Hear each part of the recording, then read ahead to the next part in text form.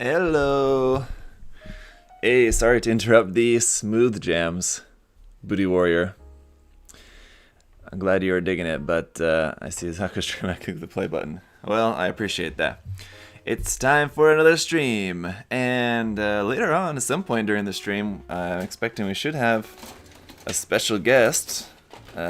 Lincoln is supposed to call in at some point. Don't know exactly when, but when he does, we'll be ready. And hopefully the connection will be good. As I found out from when I did the one day live build, when I have people calling in, the connection gets a little bit dodgy. So hopefully it'll be alright. It's kind of getting everything all set up. So I haven't touched the kit at all since last time you guys saw, so nothing changed. I wasn't working on it behind the scenes or anything, so just it's exactly how, if you guys watched the stream the other day, we finished like most of the legs. Now we still have yet to do just the upper thigh part, and then that'll be all for the legs, and then we'll start on the waist and the body sections next. So how's everybody doing today? Robert said hi from Georgia. I am assuming you're talking about the state Georgia and not the country, but either one, hello. Never been to the country. I've been to Georgia State. I think actually just to the airport. Actually, now that I think about it, I was gonna say, what's it? What's the island? I've been to an island near there, but that's actually South Carolina. What was that? Hilton Head. I've been there, but that's South Carolina, isn't it? Right near Georgia.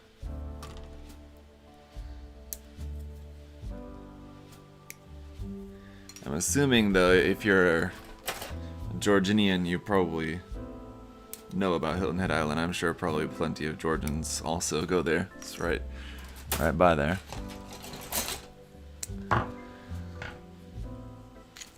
Hello from WNC, JH Mallet. What's WNC?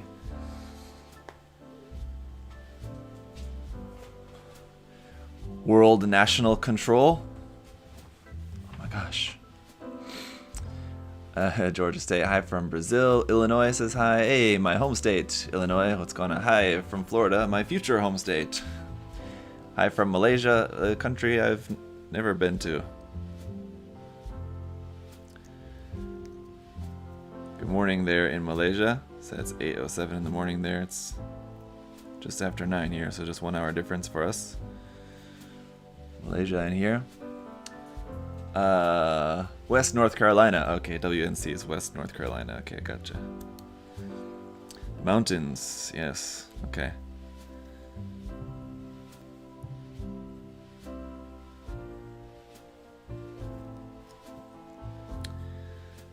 Alright, so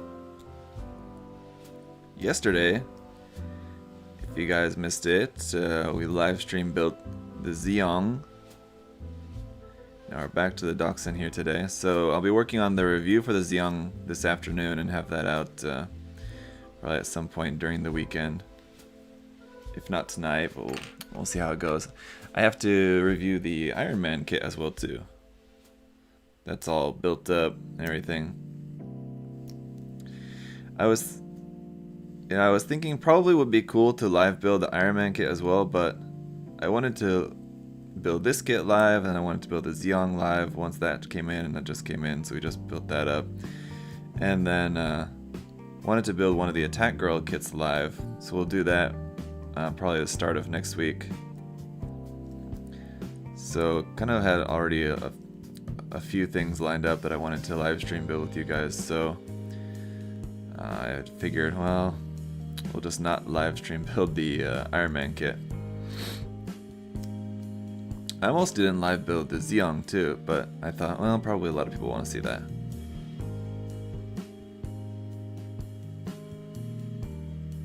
I guess so. And there was a good amount of people watching yesterday for that. So Hiroto there on Facebook also, hello, awesome. And I saw, let's see who's watching on Twitch. I did see Shaman Vibes, yeah, I saw you there on Twitch as well too. Hello. Good morning from the Philippines. Gate Gaming, hello. Just before I started live, I saw that there's a new episode of the H3H3 podcast that I wanted to watch. So I thought, I should like put it on in the background so that I can listen to it while building today. But I'll have to listen to it later. I think they upload on a schedule. I don't watch or listen to the podcast regularly. I just usually just kind of catch some clips online, so I'm sure the upload schedule is probably the same as every week. It's just that I don't really pay attention to when it is. I just saw that just before I came on live here, I saw that there was a new episode there on Facebook or on YouTube.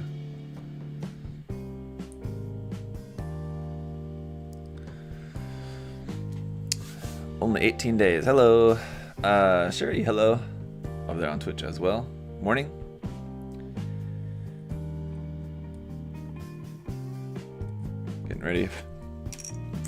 Getting ready to do some more gluing over here on this guy. Oof. Basically just seams on everything. But yeah, hopefully at some point later I'll get a message from Lincoln and we'll get him called in here. That'd be fun. Like I said, if you guys haven't, if you're interested in this particular kit or just Machine & Krieger stuff in general, he did an unboxing video, and again, I think it was just for the regular Grosser Hund, but he did an unboxing video that had a lot of cool background information and stuff. So if you guys haven't seen that on his channel, check that out later. So I mean, he already shared a lot of background stories and information and stuff about the kit in that video, is what I mean to say. And so I'm sure he's probably got some more cool stuff about the kit that he can share if and when he calls in later today. But I also told him that if he wants to call and hang out, that it'll basically just be to hang out. We don't have to necessarily talk about the kit or anything Machine & Krieger related. It's not going to be like an interview or anything. What? Patrick with the massive super chat there. Patrick, just wanted to show some love. You've been cranking out the reviews and whips, unboxings, and live builds lately. Thank you, Patrick. That is really going to help a lot. You know, with the with our big move coming up later this year, yeah, I think that's I mean, number one, that you guys' super chat's really going to help out with that. You know, moving to a new country with a family is not cheap. So I really appreciate that, you guys. And just also, yeah, that's one reason why I've been working quite a bit lately as well too, to try to get kind of as much done as possible. Because now I'm feeling, the pressure on myself. Like, there's a lot I want to get done before we move. a lot of stuff that I want to build before we move. So kind of unnecessarily putting that pressure on myself. There's no one pressuring me to do that except for myself.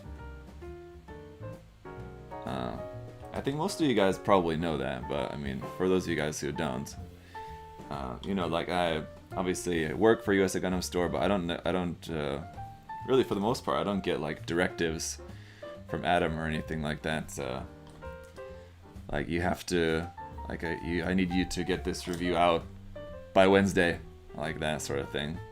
And nothing like that ever. So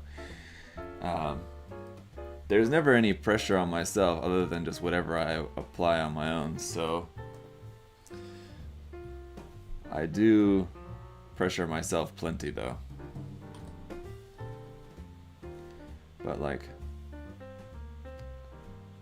the good thing for your guys' sake, I suppose too, and my own, and for you guys, is that it's never to the point where it's never to like a bad point where it would make me like want to quit the hobby or take a break from the hobby or something, like where I would completely wear myself out. I still love what I do. Just trying to do as much as possible within the number of hours I have available in a day, right? So yeah. All right. Speaking of which, speaking of Adam, actually, I need to do something here real quick. Sorry, so if you guys will bear with me, I'll just kind of talk with you for a moment whilst I need to make this post for our new episode of the live show for the USA Gundam TV channel. We've got a new episode tonight and a new giveaway tonight. If you guys have seen the past couple episodes, we've done giveaways on those on the USA Gundam TV channel, live in the warehouse episodes that I've been doing with Adam. In the last couple episodes, we gave away P. kits, a Stray Red Frame Flight Type and the RG new Gundam Heavy Weapon System kits, and we've got another kit. I should say Adam has another kit to give away today. The giveaway kit for tonight's episode is going to be the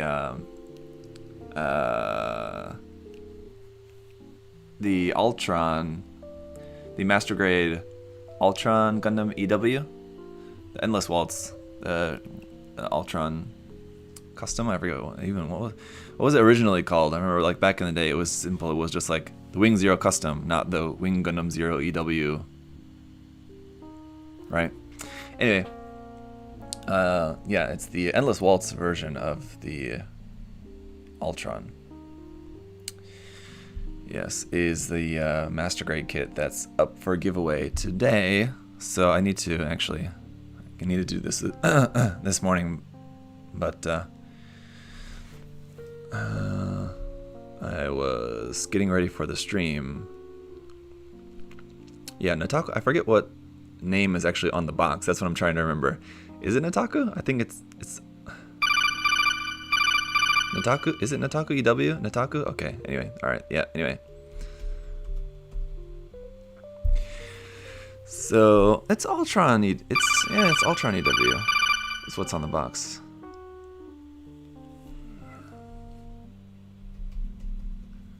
So just bear with me for a moment while I need to make a post about that. But yeah, definitely you guys tune in to that tonight. And just a reminder, how to enter the giveaway is by posting a question. So the point of the live shows is for you guys to have the chance to ask your questions. Okay. For you guys to ask your questions to Adam, and just about, running the store, things like that. So, let me see. That'll be good, but I don't want that picture.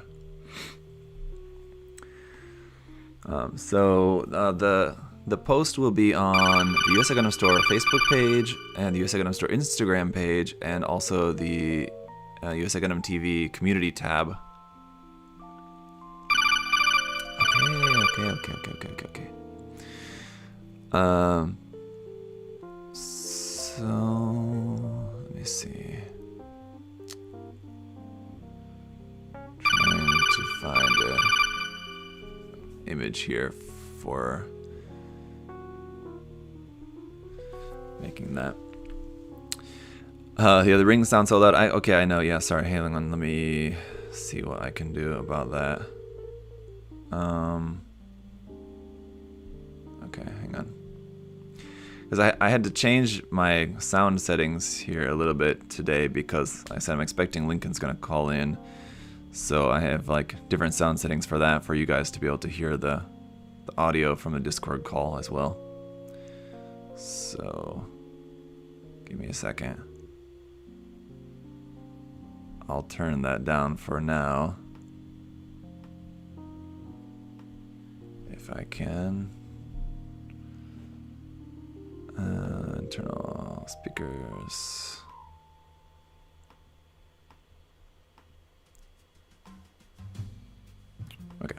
That should be good. That should be better for you guys. So sorry about the sound there. This image. I'm just looking for an image to use for that post that I need. What do I think the next PGU will be? That's a good question. I don't know. The next PGU, yeah, what could it be? That's the question. You know, I don't know if they'll do one anytime soon. I would assume that they will do one at some point again eventually.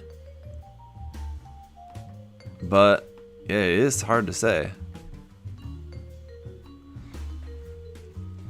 A Zaku would be cool. I mean, we got the new like HG Zaku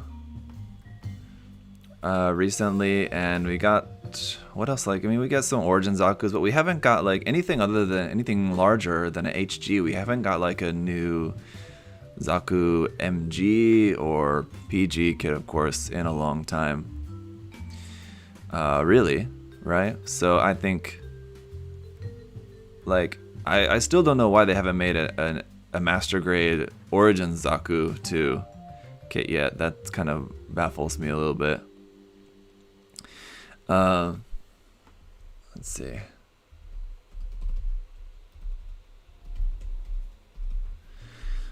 So I'm still wondering why they have not yet still made that kit. But yeah, I think a new PG Zaku definitely would be great. That'd be nice. Don't know if or when that's gonna happen, but that definitely would be cool. Let's see. I think I might just have to use this one here. Let's see.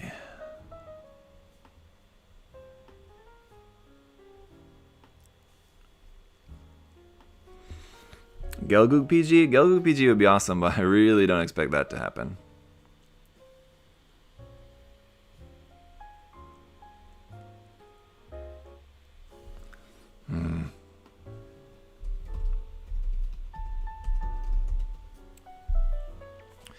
I don't really expect we'll see anything. I mean, I love the Gelgoog as much as the next guy. Maybe like a new Gelgoog HGUC kit would be possible. I could see them doing that. Possibly. I mean, it seems like with the Zaku kit as well, like I guess it would be similar to it with the Zaku 2. The old Zaku 2 kit and like the old Gelgoog kit, I guess, are like kind of similar in that they're not great. But I mean, like, yeah, I don't know. Anyway, it would be cool. Watch it be Barbatos PG. Yeah, Exodus, that's Kshatriya MG. I still, I mean, that's another one that baffles me. I think the Kshatriya was such a good option for the RE100 line that I really don't know why that hasn't come out yet. I mean, the RE100 line, I mean, has only had a handful of releases so far, and it seems to be at the moment kind of dead, unfortunately. So I don't know if they're going to do anything else with the RE100 line, but if they do, it just kind of always seems like it would make sense in my mind for them to release a Kshatriya, because I know there's a lot of demand. I mean, not only in the West, but even in Japan too. I mean, the Kshatriya is popular everywhere. So it is kind of odd that they've never made a Kshatriya in 1/100 scale, because I know a lot of people want it, even though it's going to be big and expensive. And now Bandai has said before, I don't remember exactly what the official channel was for this, but at some point they did, someone at Bandai did actually say that making an MG would be impossible for them, as they would have to use like die-cast parts like for the shoulder binder connections, because they'd be too heavy or something like that. But again, that was like 10 years ago, so I don't know if that maybe has changed since then. Even maybe, I mean, their technology is possibly developed enough at this point now that maybe that's not really the case anymore so much. Maybe they, at this point now, they would be able to make it. better anyway than that. I don't know. It's hard to say. But if they can't make it as an MG, it seems like the RE line is perfect for that. So yeah, it is a bit of a mystery. Well, they've never gone ahead with the RE Kshatriya. A lot of things. That's what's so great about the RE line, is that it does open them up for making a lot more stuff like that. That would be, pretty popular enough, but maybe not popular to the general audience enough, or something that would just be pretty cost prohibitive to make us as a regular MG. That's why the RE line is so great, in my opinion. But yeah. Let's see. Okay.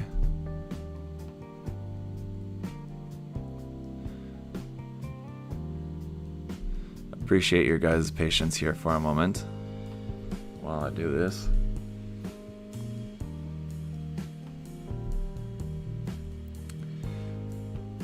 And I promise we'll get back to the build here in just a second.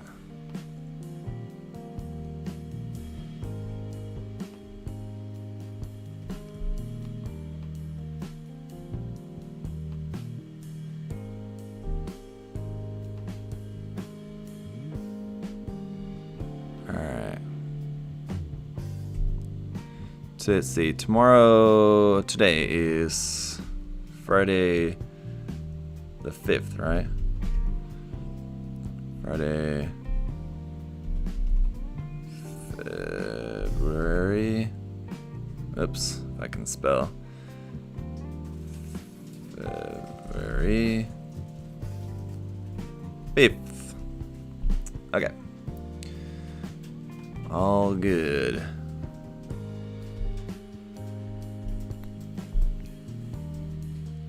Give me a... Can I get a save as on that, please? And can I get some coffee up in here for that? Place.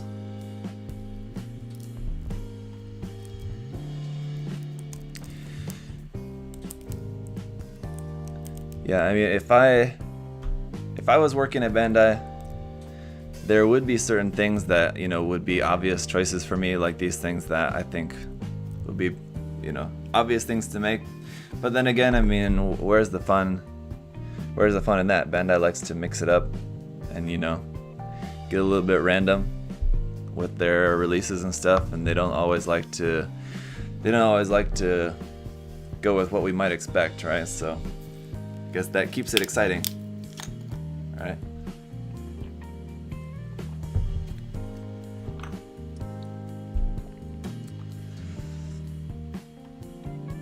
You never know what they're gonna make. You'd think after making the Barbatos we'd have like 2 or 3 different master grade IBO Gundams out by now, but nope. When is the Gundam Artifact review? Rodri, I canceled my pre-order for the Artifact. When I first saw those, I thought, cool, and I pre-ordered a set, and then as more images of them came out, I thought, nah, and I canceled my pre-order because, I mean, like, they're cool in theory, but they're so tiny, so like all the little details on them, like the Nightingale would be pretty easy because mostly red, but I mean, like the other ones, especially like the XS Gundam, the Byerline, have a lot of little details. It's basically just like hand paint the whole thing, all these tiny little details and everything, which is fine, but like they also have like just loads of seam lines on them and everything, and just I didn't really see myself having that much fun enjoying building a kit like that small with all the little tiny seam lines and everything on it, and just going through that much effort. It just didn't really seem fun to me. So yeah, I decided against that.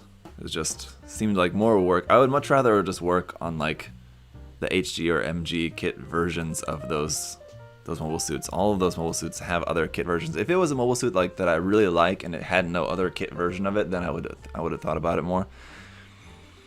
But I mean, like the XS, we've got lots of cool kits of the XS, at least in master grade. The high grade is kind of fine too, and I've already got a high grade XS over here in my queue of like work in progress projects that I would like to work on.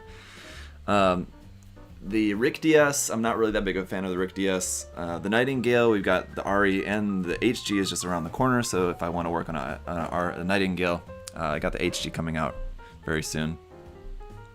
And then what was the other one in the set? The Biolarns. There, I've got like 4 different HG Biolarn kits already in my collection.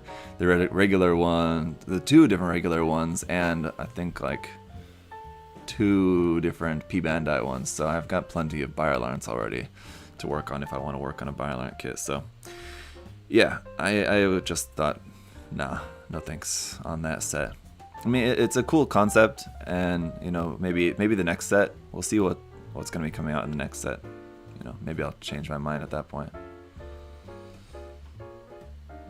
Okay, sending this.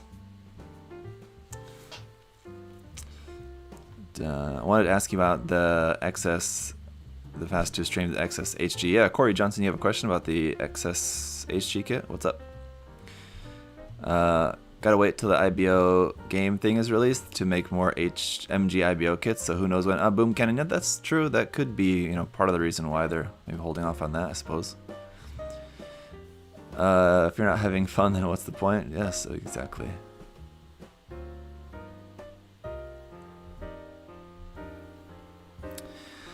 So we'll see what the future holds for the Gundam Artifact line.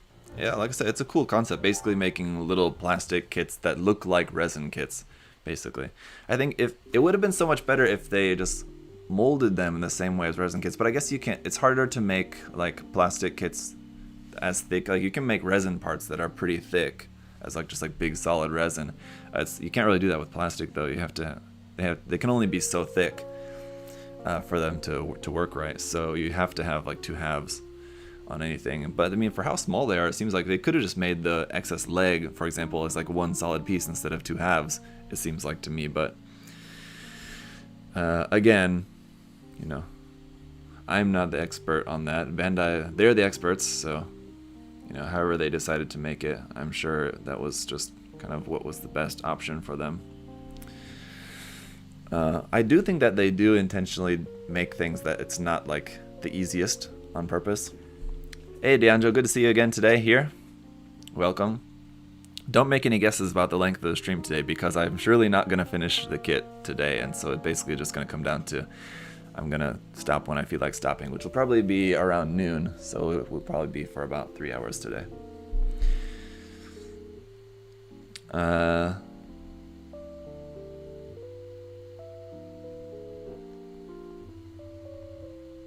on just a second.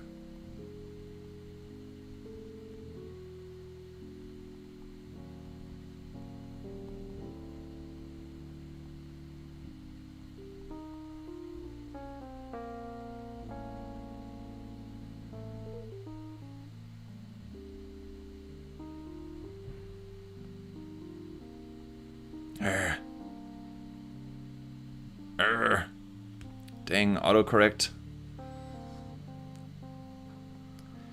Yes, I wanted to type Ultron. Stop autocorrecting it.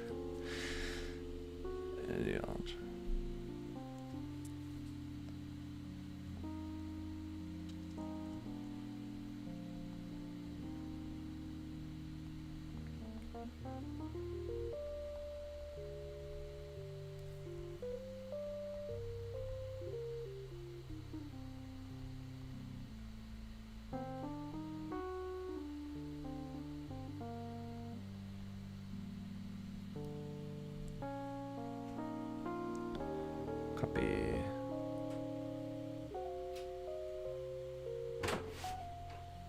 Unknown. Not yet? I'm streaming now. Wow. Is it good that I turn on the heater at like 9? I think it's fine. Alright, cool. More yourself. I'm posting something. I saw your MG Blaze Zaku review. I enjoyed it a lot. I have pre-ordered through P Bandai. Booty Warrior, that's good. You'll enjoy the kit. Definitely. As much as like when I first reviewed the Lunamaria Hawk version, when that kit first came out, you know, I had some thoughts about it. Basically, I wouldn't say I was disappointed with it at all because it was a fun kit, but like I could see how some people might be disappointed with it by the fact that it is kind of a little bit simple. In terms of its construction, it's not as complicated as some people like the Master Grade line because they like a more complicated build, and that kit is not very complicated. Like I said in that review, it's kind of in between an RE100 and a Master Grade kit, to be honest. Yeah, I had that thought about it, but I still think it's a really fun kit. And I've enjoyed building the couple of variants as well too that I built since then.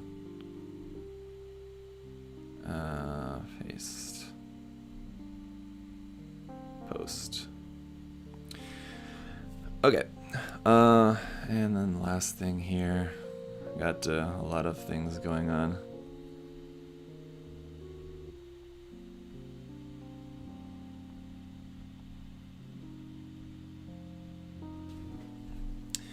Okay. Geek Eric, yes, that was the little woman. I went to my local shop earlier and they're stocking a decent amount of P Bandai on the shelves. That's cool. Mercenary. I'm sure that's not very common for a lot of places, so.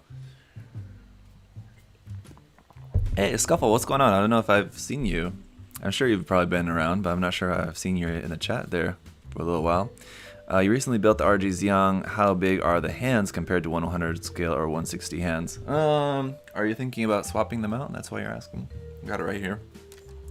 They're pretty big for 100 scale hands. Probably more close to 160 scale hands, to be honest. I don't have, well, I do have the Gundam actually. I have my Perfect Grade Gundam right down here, so I can just show you guys. There's the Xiang hands, and here's some 100 scale hands. So they're kind of in between. You can see the Perfect Grade hands are definitely larger. So they're kind of in between, like large size MG hands, depending on the MG. I think like the Gelgoog, I think for example, has some pretty big hands. So maybe similar in size to that. Or the HG Bandai's Builders Parts hands, the 100 scale HG Builders Parts hands are pretty huge. That's why I kind of hate that set, because they're really nice hands in their design and they're nicely detailed, but they're so dang huge. You can't use them with like hardly anything. But those would probably be just the right size about for that, I imagine. Very large 100 scale hands. Yeah, I've been lurking, I've been really busy, and I haven't been able to walk over the last 3 months because of gout. Ah, man, that's no good. Hope that's getting better. Hope that's on the mends. Yeah, that's no good.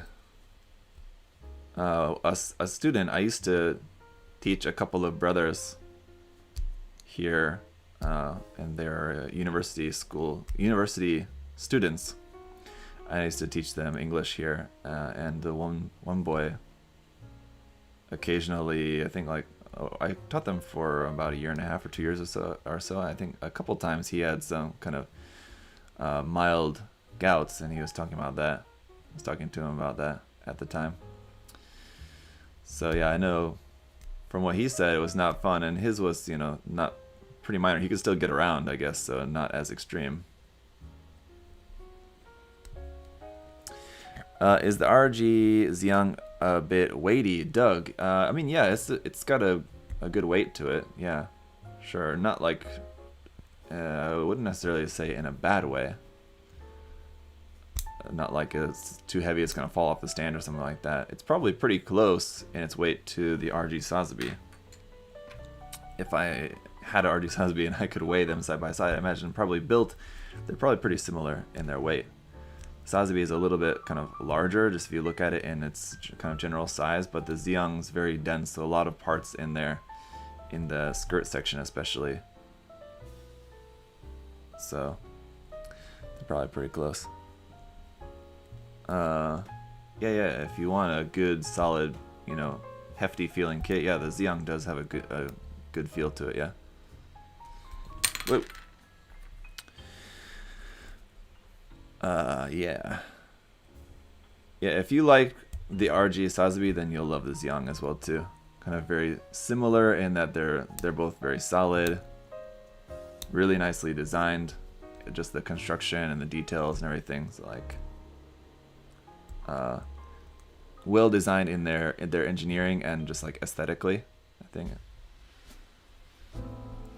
So yeah, definitely. If you like one, then you'll like the other one, surely. Not really into the Xiang design, but the gimmicks they put into the RG version make it more appealing to me. Yeah, definitely. That seems to be the case for you and me and a lot of people, I think. I think for a lot of people, the Xiang has never really been one that they're really super into, but I think, as I was saying on the stream yesterday, Bandai does kind of have a knack for when they make RG kits, they really kind of make them. They can take a design and make it really cool by making it as an RG. I guess that's one of the great points of the RG line. Is the RG Sazabi a better pick than the MG? Shuri, oh, I also mentioned about this yesterday because someone was asking kind of a similar question. That could have been after you already left yesterday, though. But between the Sazabi, RG, and MG, personally, I kind of prefer the RG actually, just because I think the RG is a little bit more fun of a kit. The MG is super cool and looks great. You know, it's a super massive and impressive kit, and it's a lot of fun to build that one as well too. But the RG kit just has it's a lot better for doing like actual posing and stuff like that. So if you want to do like cool action poses and stuff with it, the MG is just so big and heavy. The RG is much more manageable and it's very solid. You can pull off very cool poses and stuff with that I just think the MG, it would have a harder time doing with the MG. The MG, basically get it to just stand there and look impressive just as it is. But the RG is kind of more fun to just play around with. So it depends on what you're looking for, what you want to do with the kit. If all you want it to do is just stand there and look cool, then I mean the MG will certainly do that. But if you want to do some cool action poses and stuff, I think RG is the better way to go. And the nice thing is that they're like similar in their design, but different enough too that I mean, even if you have both, it doesn't feel like you're building the same kit twice in different scales. I mean, there's some interesting differences in the design and the construction as well too. So I think they're both worthwhile to have. I mean, if you're a fan of the Sazabi, if you like the Sazabi design in general, I would recommend getting both, honestly. But having built both of them, if I had to build another one again, I would prefer to build the RG again. And actually, at some point, I do have to build both of them again, because I have the resin conversion kit for the RG from Simpro that I need to build at some point. I'd love to do that sooner than later, actually. And then the Master Grade kit, I guess not necessarily. Well, I do have to build it again because I have the mechanical clear version of that I do have to build at some point. And also, just the resin conversion kit, just for the regular version of the Sazabi Verka, I have to just kind of not build again necessarily, but finish work more on that resin conversion kit for that one as well too. So a couple Sazabi resin conversion projects that I need to work on at some point, but you know, we'll see.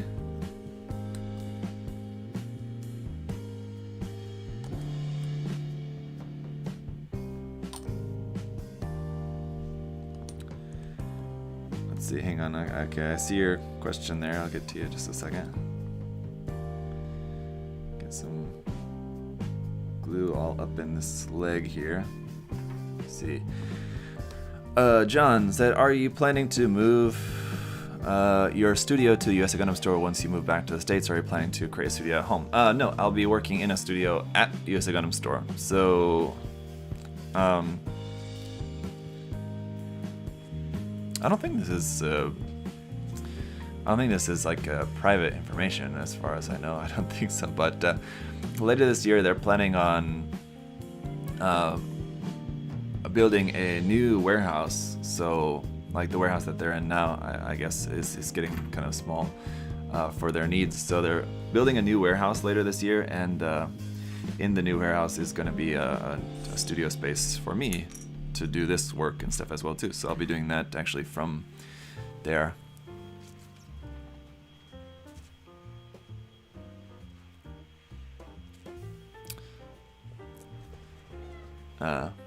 Yeah. I was gonna say, I don't know, I was just kind of reading. I got confused there because I saw in the chat there's Ryan Adam. Yeah, I got confused, like, is that Adam? No, because Adam, yes, you guys know the USA Gundam Store owner is Adam Ryan, but I saw in the chat there's Ryan Adam. So I got confused, and he was saying something about USA Gundam Store. He said he got his MGEX in the mail from USA Gundam Store. So I was thrown off for a second there, like my mind was taking a moment to process that.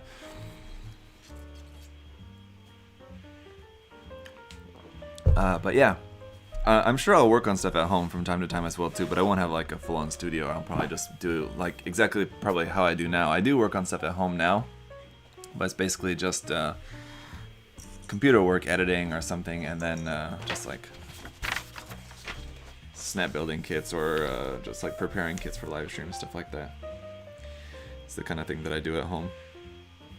Simple stuff, nothing involving too many tools or anything. Okay, for the hip section,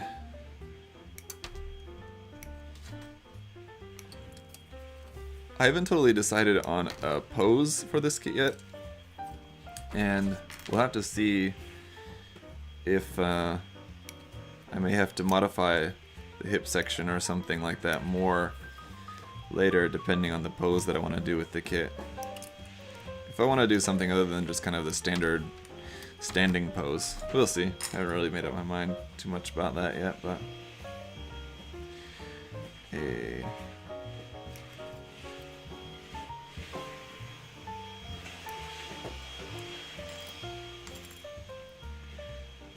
Sorry if you guys can hear the vacuum outside the door.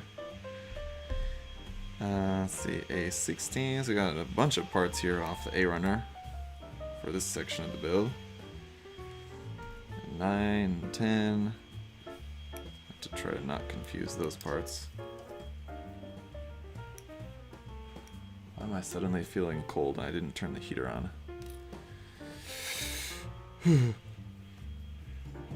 Cold.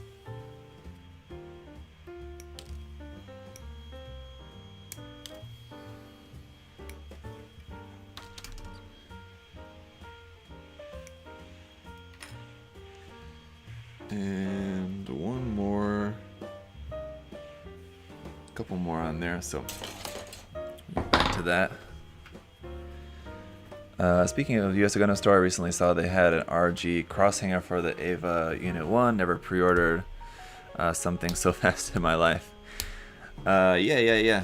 That's part of we're getting a lot of more of that stuff from China in recently, like the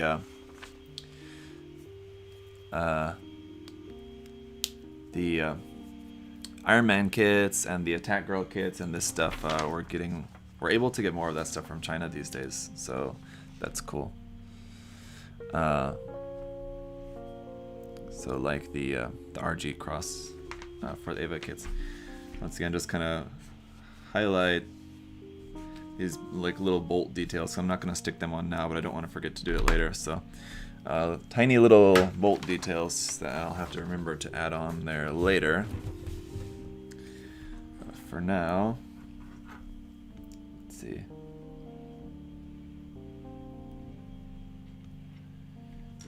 Put our leg pieces here.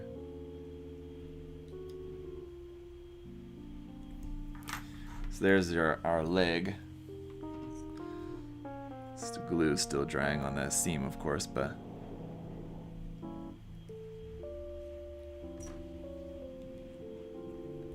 at least for now, you guys can see the legs.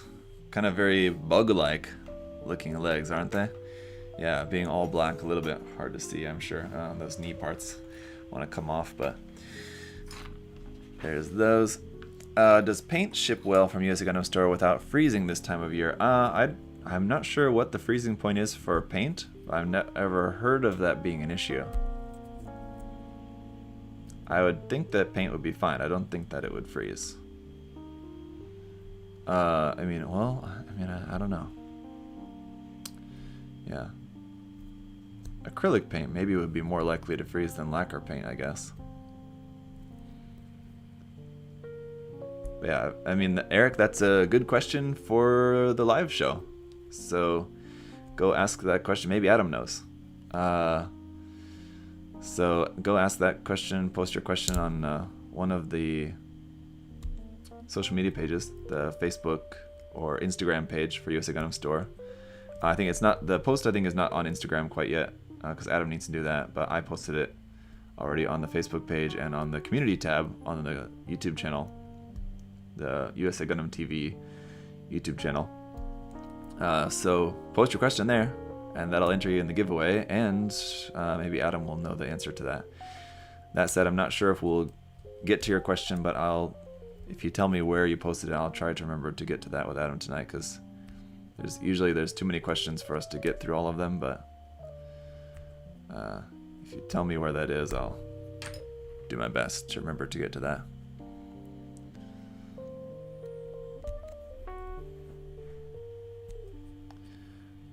But I'll tell you guys, I have a pretty bad memory, and there's a long time between now and the live show tonight.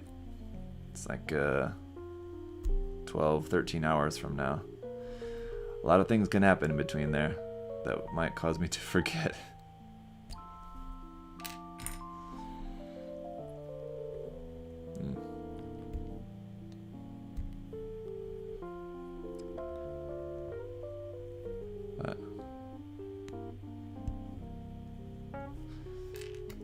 Let's see. And you guys are still, yeah, it's still daylight savings time in America.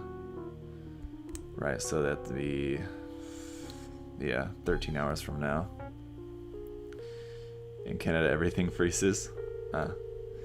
Well, yeah, then you would want to be extra careful, I suppose, then. Here, try making a Gundam diorama. I made a sort of a diorama recently with the HG The Origin kits. It's probably about the most diorama-y thing that I've made so far. And, you know, it was pretty simple.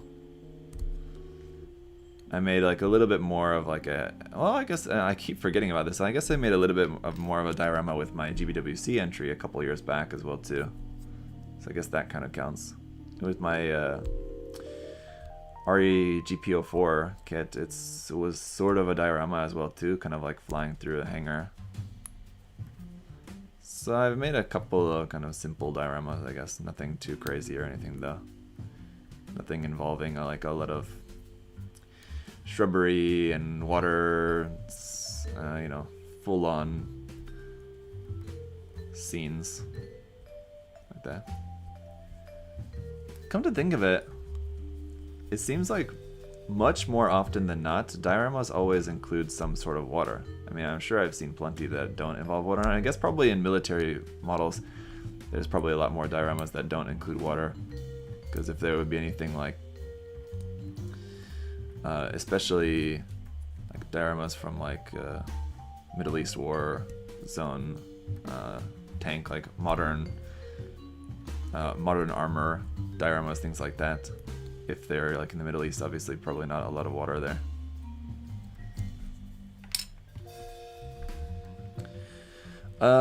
Mr. Kittler, hello from Greece. Oh, hello to Greece. Man, I would love to visit Greece. That's probably in Europe. That'd probably be like the #1 place that I would love to visit. Sorry to all the rest of you, if any the rest of you are also watching from different countries in Europe. But yeah, Greece is probably the top of my list for where I'd love to visit. Someday.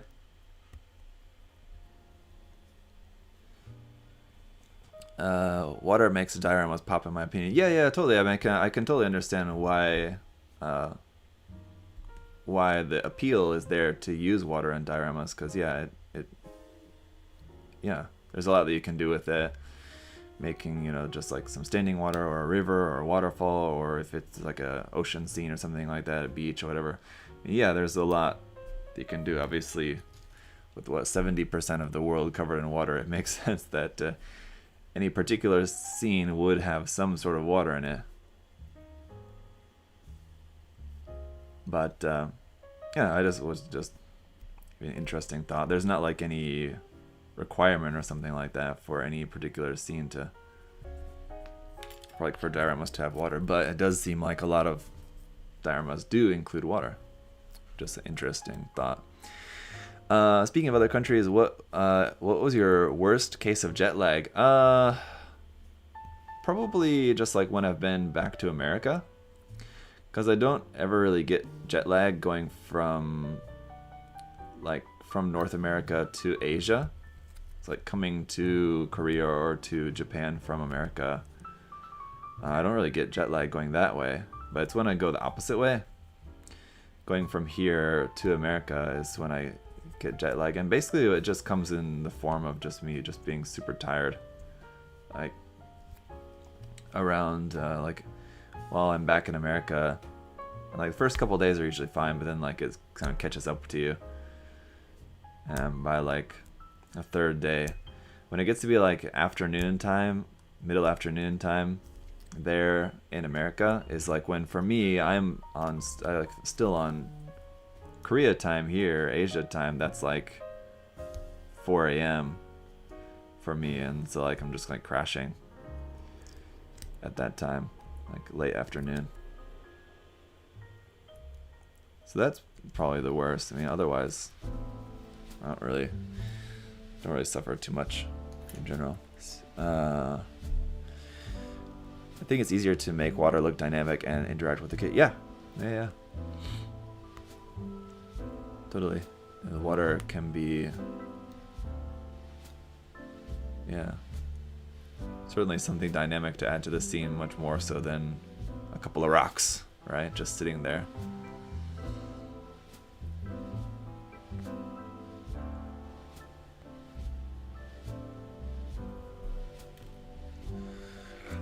Max Collectibles said, hi, watching from the Philippines. Hello. Geek Eric said, Greece rules, Philippines rules too. Well, I have been to the Philippines. Yeah, that was fun. But yeah, Greece. I'm envious that you've been to Greece. I'd like to go. Traveling east to west causes more problems because the body clock has to advance, which is more difficult. Yeah.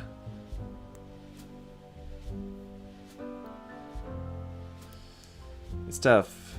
I'm sure you guys can relate. I mean, if you were living in America and you came to Japan, like for example, or Korea, I suppose too, but I mean, like as Gundam fans, I'm just assuming you're probably more likely to go to Japan.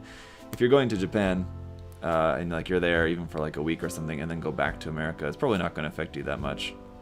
Maybe a little bit, like you'll feel a little bit tired. It's only when like you go from like living on this side of the world, for years and months, or at least months, and then going back, it's gonna have much stronger effect, I think.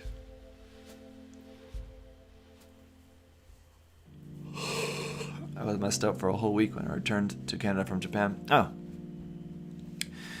yeah. I mean, it can mess with you for quite a while. If you've been over on this side for a while. How long were you in Japan, Shuri? I think you stayed in Japan for a little while. It was like more than a week or something, wasn't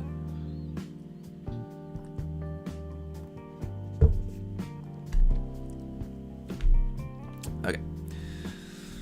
So, more seam lines, of course, on this part for the hip section. And I'm kind of wondering, like I said, if I'm gonna want to modify the pose, I may not glue this seam line for the moment. I think I'll leave these parts because I'm just not sure if I'm gonna want to maybe change this because of I may want to like I don't know. Well, maybe not. Yeah, it should be fine. Just thinking I may want to change the angle of this ball-joint, but I mean like I'm not sure what good it's gonna do to change the angle. This is not gonna really make much difference if I made it like point a little bit more forward or anything. It's probably not gonna do anything, so I guess probably don't need to worry about that too much. So I guess I can just go ahead and glue this right now.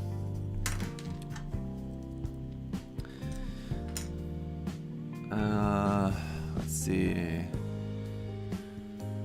I'm starting to plan a 3 to 6 month stay in Japan. Once the pandemic is over, I was in Japan for close to 3 weeks when I first visited in fall of 2019. Huh. Yeah, so 3 weeks, yeah, that's a good long enough stay to get you kind of messed up when you go back. But 3 to 6 months, that'll be awesome. How are you planning to like go around? I mean, if I were to make any suggestions, I mean, Airbnb is great, which I'm sure like if you've been, you probably know. It's probably not necessarily going to be news to you, but Airbnb is great. Couch surfing is really good as well too, though. If you've never tried that, if you're unaware of that, just check the website. I did that when I first went to Japan. I've done it a couple times since over the years, but mostly did that like the first time I went to Japan in 2009. Relied on couch surfing. There's a lot of people around on the couch surfing site. It can be really good. Stay with someone Japanese. I mean, there's foreigners on there as well too, but I think probably have a better experience staying with someone who's Japanese. You'll be more familiar with the area and just a good experience, especially if you want to practice speaking some Japanese as well too. They'd be more open to that. If they're on the website, that probably means that they can speak some English already. And talking to some share houses that cater to couples. Oh, okay. Yeah, well, that works as well too. But yeah, definitely check out Airbnb as well. If you haven't. Especially Airbnb was awesome when I went to Okinawa, because we went with my family. We all went there and just had a whole house to ourselves there in Okinawa, and it was really nice to basically have like a full house, kitchen, everything we just had there, so it was very convenient.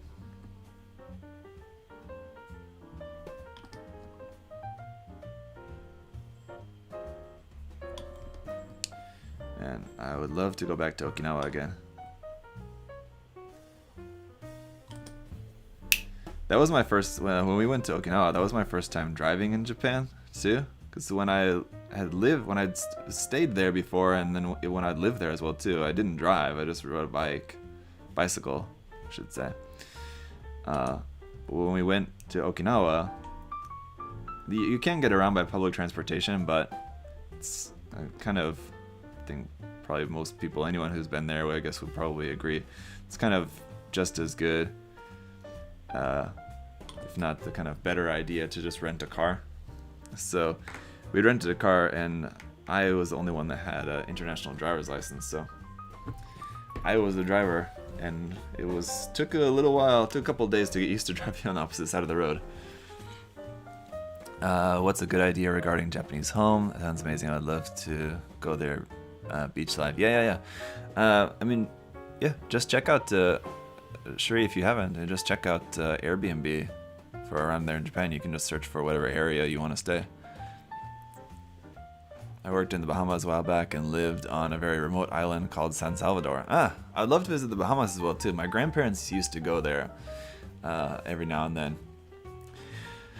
for a vacation, so I've seen photos and stuff a bunch from their trips, but yeah, I've never been myself. Alright, so we got this part here for kind of the skirting bits for the front of this. It says don't glue them.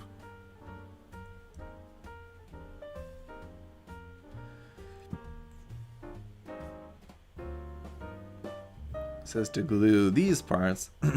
Sorry. Glue these parts. Well, I'm gonna have to. It says don't cement, as in like don't cement this tiny part. This like little part here is like basically the rig for holding on like the front kind of skirt armor. And it says don't glue on these parts because then your kind of skirt flap here won't move. But I have to glue the connection piece to the actual skirt here because it just won't stay on. So do some very careful gluing. Make sure to only get it on where I need it to be. Otherwise this part's not gonna move. And that's fine later on, but at least for the time being I wanted that to still be able to move if I can. I hope that you and your family get to visit the beaches. They are so beautiful there, although I'm sure they're pretty in Okinawa. Yeah, Okinawa was really nice as well too, but I mean, would love to visit the Bahamas also. Skirt doesn't snap on. Yeah. Not a lot of this kit is snapped together. I guess most of it has been so far, but yeah, these parts won't stay together without glue. Surely. Or at least you would need like some tack or something in there at least, but I think just gluing them is probably the best way to go. So just got that on there. Hi, watching from Colorado. I was wonder what do you think of the Zoids model kits? I was thinking of building one, but I think it's a bit of a pain. The Zoids kits, first of all, I would definitely recommend a Zoids HMM kit. The Kotobukiya ones are a lot more fun than the Takara ones, in my opinion, unless you really like that kind of old school feel of like the old motorized Takara ones. I don't really like that. I much prefer the Kotobukiya ones. They're super detailed. They're basically like building an MG kit or almost like a PG kit. They're very parts heavy, a lot of parts in there, like there's a lot of parts and a lot of articulation. So I mean, like kind of everything moves. So they can be a little bit intimidating, I guess, for that. But I mean, if they're really, really nice. They're really cool. Probably on most, I've only built a couple of them, but I mean, you probably will need a little bit of glue on. You'll probably will have a couple of parts that can be like a little bit touchy. So you probably are going to want a little bit of glue on there. But for the most part, yeah, everything should go together just fine. And like I said, they're really nicely engineered kits. So this front part here also gonna need some glue. Kind of a bit of a juggling act to hold all these parts at the same time.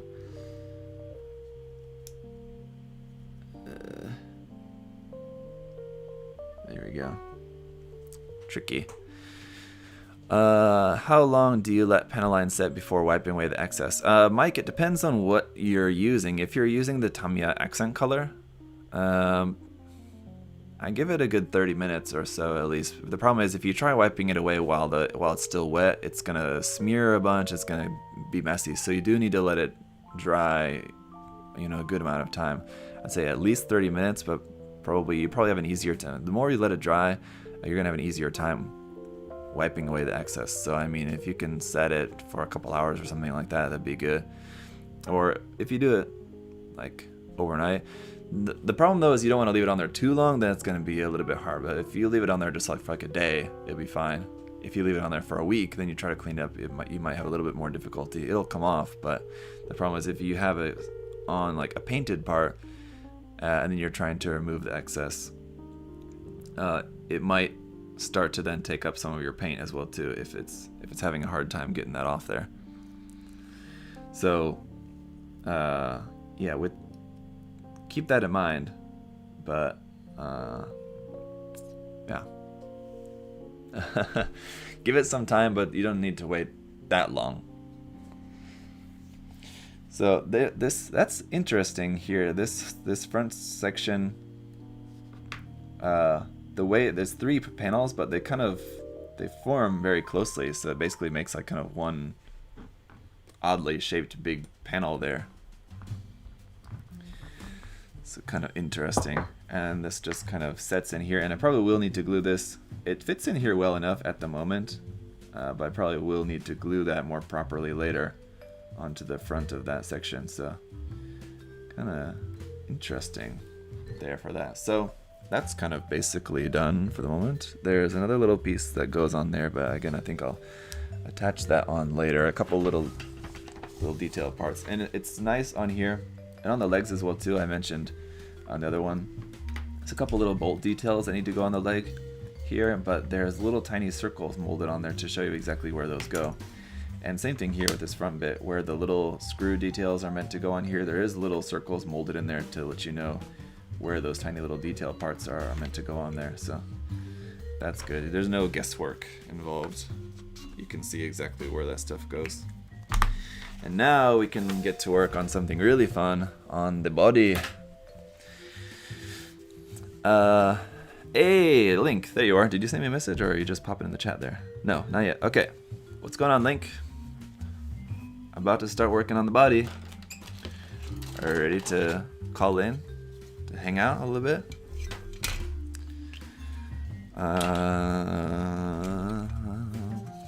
Let me see.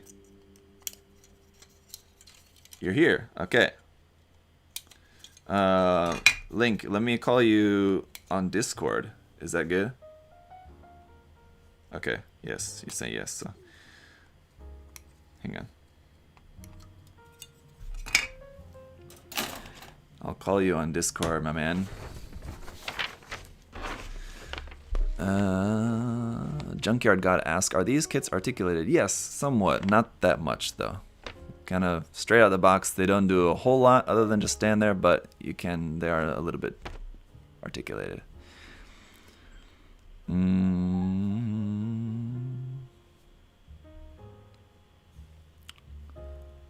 see, where are you?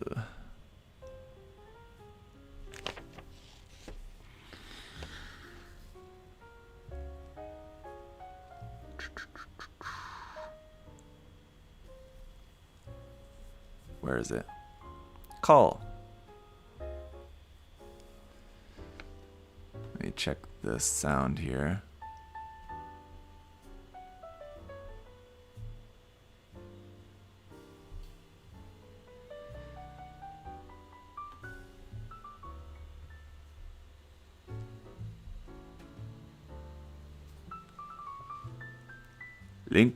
Lincoln. Success. Hang on. Okay. You're here. Hello. We had a little bit of trouble with Discord last time. Do you remember? Yes, we did. So I'm wondering if that's going to happen again, but it seems okay for the moment. Or not. Okay. I turned off my version of YouTube because I was getting a lot of feedback through that one. How does this one sound to you now? Yeah. Sounds good for the moment. Yeah, it's good. Okay. Yeah. But then I can't watch the show. Oh, sorry. You can't see what Are I'm we doing on the then? show now? Yeah, exactly. I can't. Well, maybe I just turn the sound off the show version. That could work. Yeah. But are we on the show now? Is this babble going out? Yeah. See, guys, this is why Zach is so fun to go on his show, because it's just on. I'm not, that last show I was on, it was on, it was off. I was dazed and confused the whole time. I could see that. Yeah. And I don't think it's because I'm stupid. I think it was just because it wasn't bloody explained. That's why. Yeah, I think that's where maybe being very low tech here on my channel comes in handy, I guess.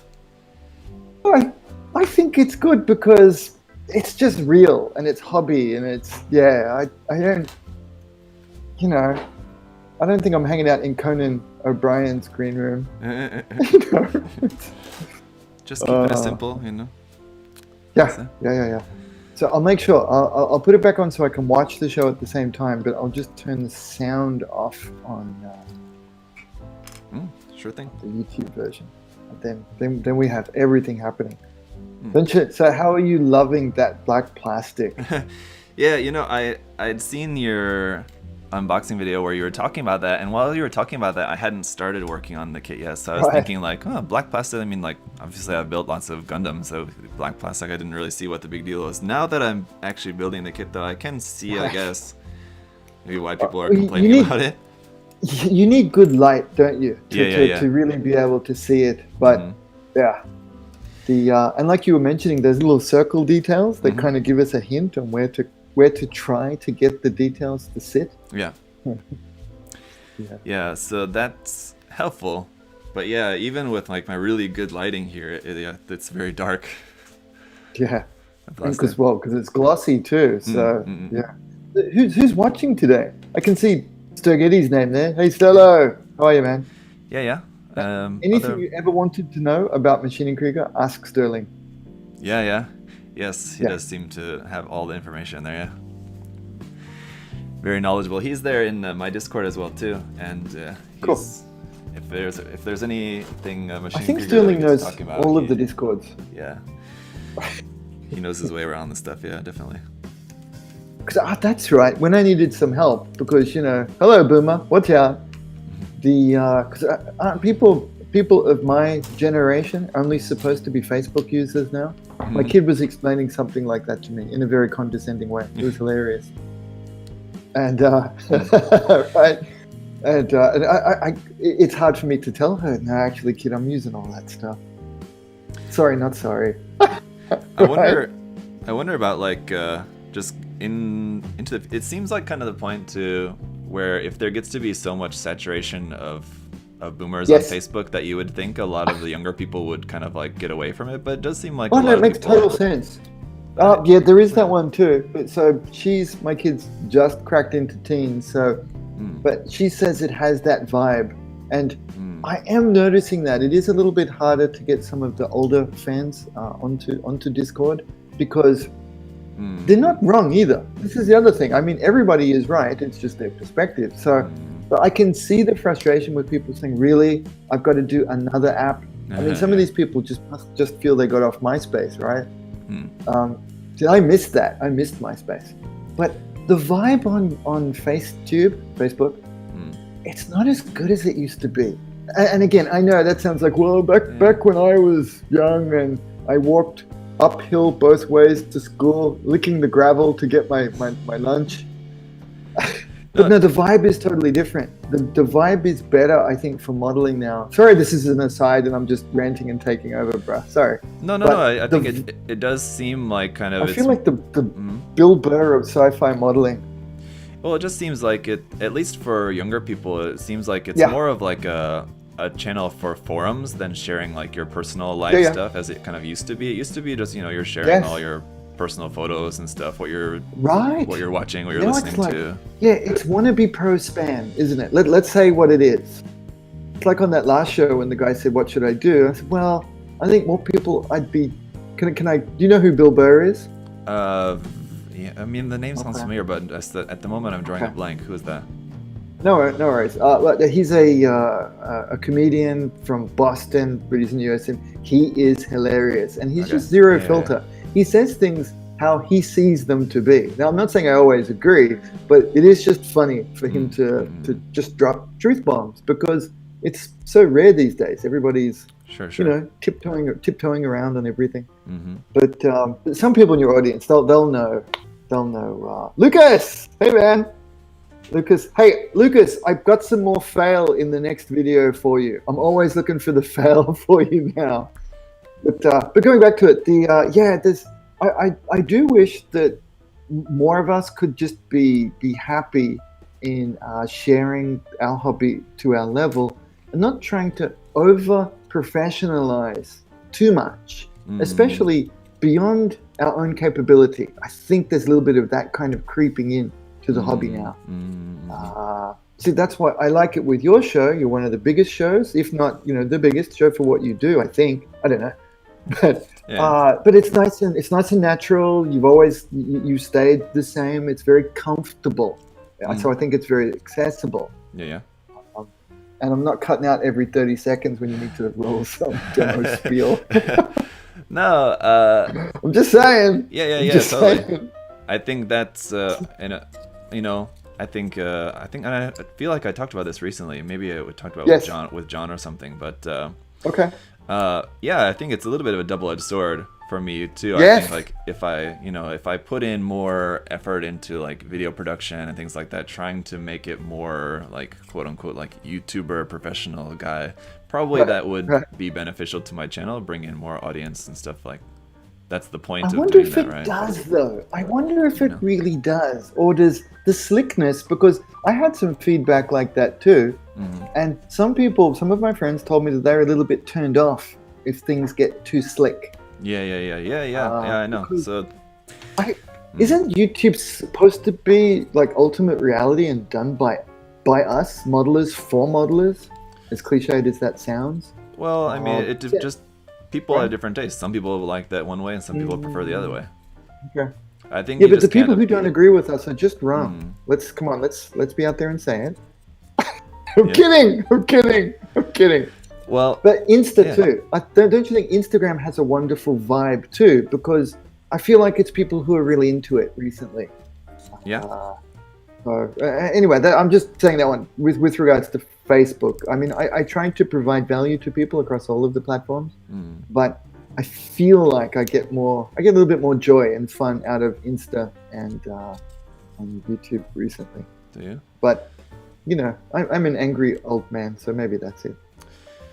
I just don't really use my Instagram that much these days. Right. Really, I feel like I feel a little bit neglecting it these days. Oh yeah, Just because I don't know, you just put stuff out there and it's just kind of there. I don't know. I don't really yeah. do a whole lot of like interacting on Instagram. It's just kind of post stuff and Yeah, it's hard, isn't it? that's Hey, there. there's some really good questions popping up. So this is why I wanted to be able to read in that last show I did. Mhm. I couldn't because it was very lagged because you know it's teched up the wazoo. Hmm. It had filters and everything. I couldn't watch the show at the same time because the best thing about live streams, you know, besides the talking head. Mm. And come on, guys, Zach's got the best talking head ever, right? He's so into it. I couldn't even get a laugh. Look at that. He's so in the zone. Building stuff. No laughs. Never. Oh, look out. Hilarious. I couldn't read the comments on it. And the comments are one of the best things about live stream, right? Yeah, sure. They're really fun. So there's some questions coming. Can I jump in and answer them, please? Yeah, of course. Yeah. Okay, thanks, man. The persistent turtle. Now, how cool is that for a username? He's not like a one-off turtle. He's not a fly-by-night turtle. He's persistently turtle. He knows where he's going. I love a good handle that I can actually read too. It's the ones that I can't read that always trip me up. Which Ma.K kit is your favorite? Man, and I can never answer that. It's usually one of the more recent ones because Machine & Krieger's got this weird grow on you thing. Because it was designed by hand, some guys kind of designed it whilst making it sort of thing. Mm-hmm. They're so super made for builders. It's like Ultimate Builder guy got to make kits out of his stuff. So it's usually the stuff I'm currently working on becomes my new favorite. I'm serious every time. So recently, I'm on my 4th Mark 44, one of the Ammo Knight variants. Yeah. Mm-hmm. Man, they're good kits. They really would be up there for like top 3 kits of all time, both for build and for paint. So that's mine for now, Mark 44. But I'm going to do a series of these kits just like Zach, sorry. The reason I say Jack is because when I put it into Japanese, it's in Japanese in my mind sometimes. I actually have to translate myself into English. That's how sad my mind has become. And I know you're in Korea, so it comes out Jaku. Yeah. You must know that one too, right? Oh, yeah. I've basically the entire time I've been in Korea, I've been Jack, not Zach. See what I mean? Yeah, that's it. So I'm sorry when I mispronounce it. That's how messed up my brain is. It's okay. White people aren't meant to run this many operating systems. We're not smart enough. I said it. I'll do a series of these ones because they're cool kits too. I mean, they're harder to make, but man, they look cool when they're finished. So that's that one. And then we've got Raisin Bran. Dude, that is gold. Hey? But he spelt it different, but then when you read it out loud, Raisin Bran. In the chat? I bet you're a regular person. You're very regular, aren't you, Raisin Bran? Yeah. Oh, I not seen Ordered that. the first MA kit. Yeah, ordered his first machining kit today.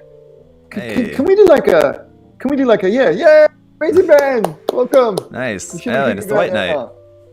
White Knight too. Yeah, that's a good one.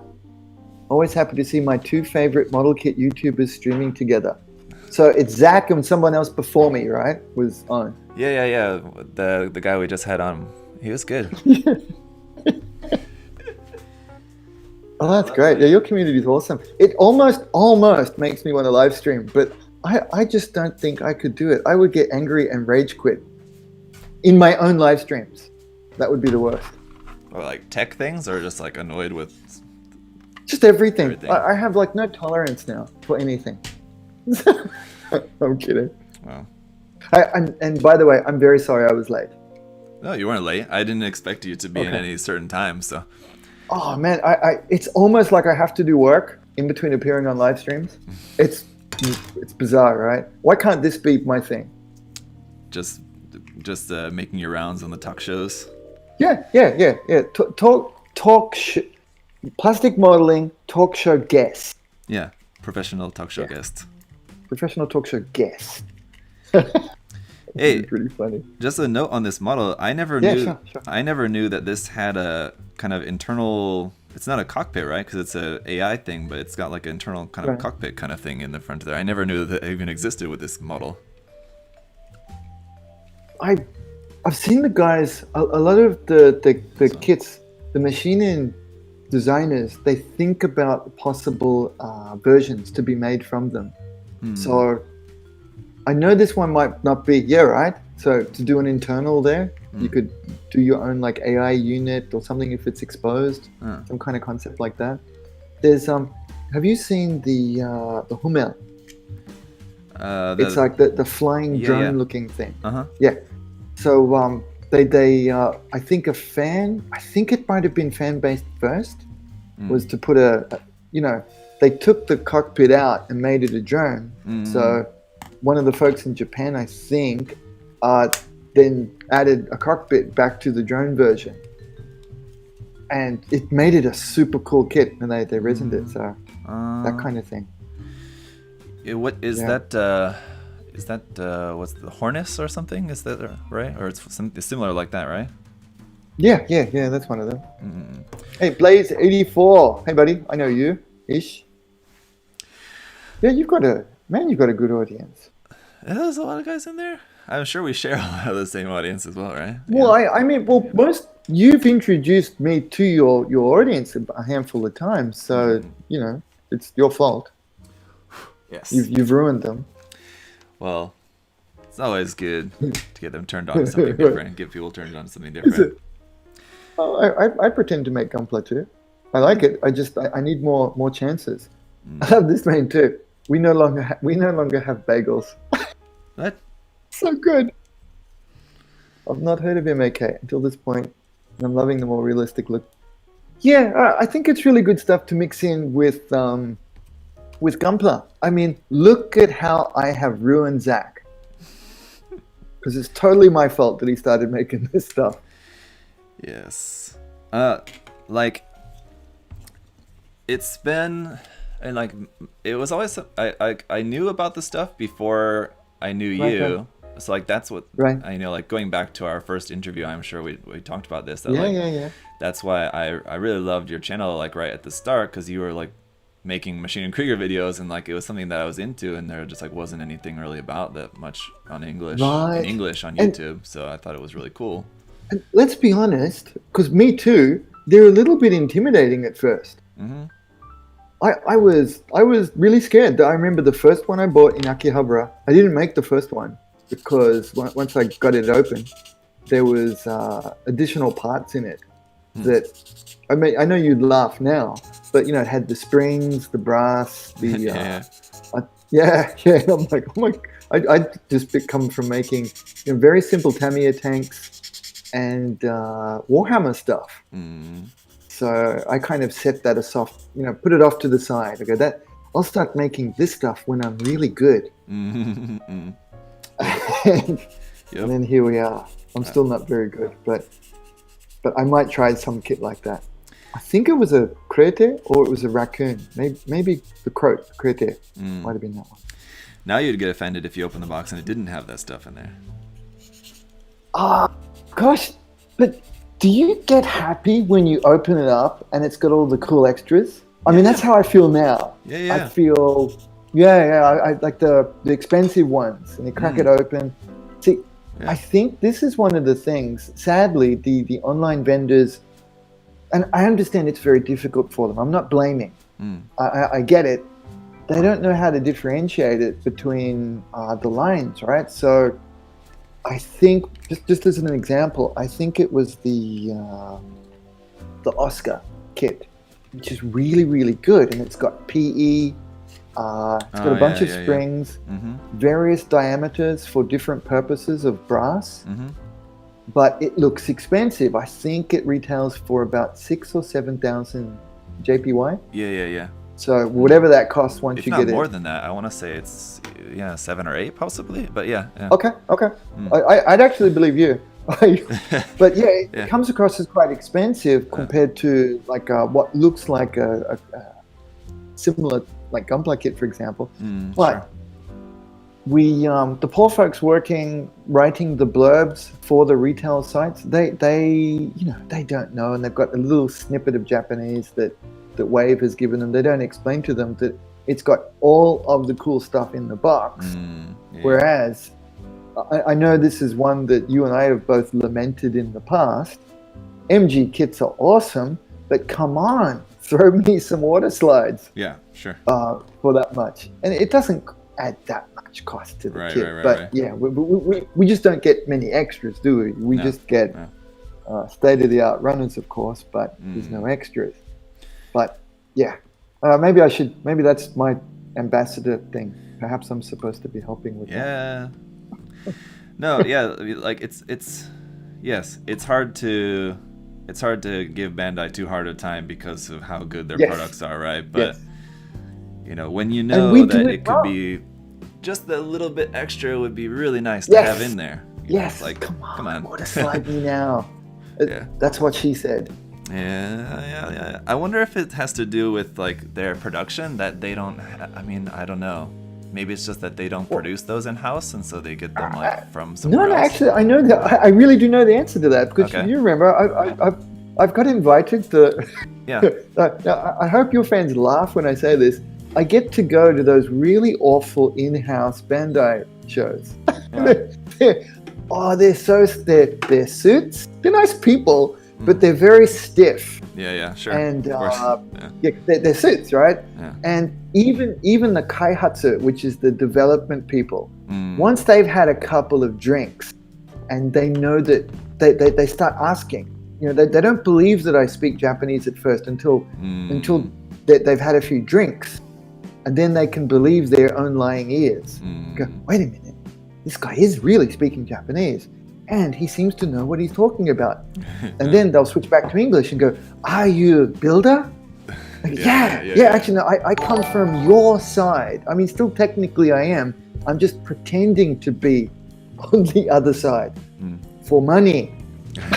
But they're really cool. Then they'll open up and be cool. But the thing they tell me is, we're all doing Gunpla wrong from their point of view. They're told to make it so some kid can just pop open the box, slam it together as is, maybe put some panel line in with a pen, display it, and then buy the next one.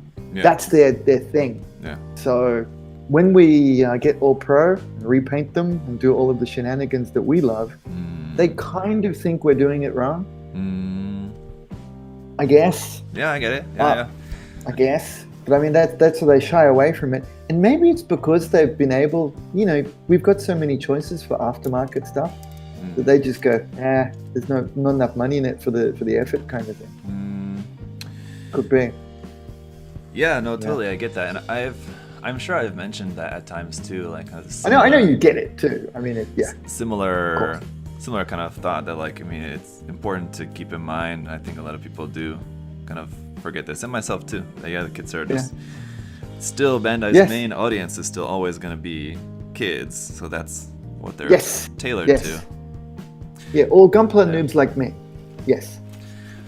But I still think it would be cool and not that much effort if they made it like a mix of both, right? A mix of everything. And let's be honest, they're so rich. They make so much money because we buy so much. Mm-hmm. And I would totally pay another $5 because it wouldn't cost them that much to do a proper water slide sheet for an MG release. Totally. Yeah, and even that is, for the cost of how much it would produce them to make it, $5 is quite a lot for that, Yeah, especially for the volume that they can sell. Because I don't know around the world, but I just know my local hobby shop. They kind of gave me a sideways look at their order sheet for Bandai, for Gunpla. And it's crazy numbers. Like really, you sell that much? Oh yeah. It's big. Hey, there's some Deaths 0079 said he paid 80 US for his Oscar. That's actually pretty good. If you got it local, that would be a fantastic price.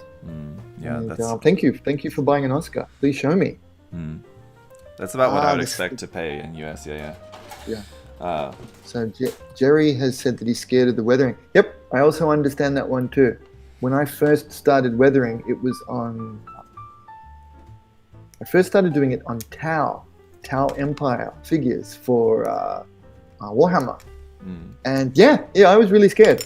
So I actually, and my teacher Yokoyama Sensei, he kind of kicked me about that too. He says, like, sometimes your stuff, it looks great, but how are new people supposed to be able to like look at that and want to try?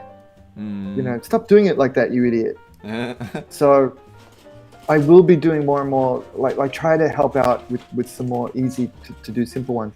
I think I did do a video not long ago on just easing in. It was on that White Knight. I think it's like 2 videos before. Sorry to plug my channel on Zach's channel. No, I was just going to mention that too. I was just going to say, didn't you just do like a like beginner's weathering video just recently? Yeah, I think it was just 2 or 3 ago. So that's a good one. I think it's called something stupid. Scale model weathering for sci-fi beginners. Yeah, it's something like that. Yeah. Really easy, good. I'd seen it come up, but usually I watch your videos probably about like it's like a 6-month delay before I'll watch it. I know, you know how it goes. And please let me mention this, folks. So Zach doesn't even watch my videos yet. He's a Patreon supporter, one of my earliest ones. He's been with me for like 3 years or something. Yeah. Don't count up how much you've spent on me, Zach. Don't. I don't know. I think I'm on like the. But thank you. But how awesome is that? I mean, he's too busy to even watch them. So I just wanted to point out how awesome Zach is. There you go. Appreciate it. Some of the guys are talking about it doesn't look good without proper weathering. Actually, I've seen some really nice looking machining Krieger done with high spec Gunpla finishes, and they looked awesome. Racing car versions, even one that was painted like Grandpa but brand new, looked amazing. I think you can paint them anyway, just like our with Gunpla, we can paint them anywhere we want.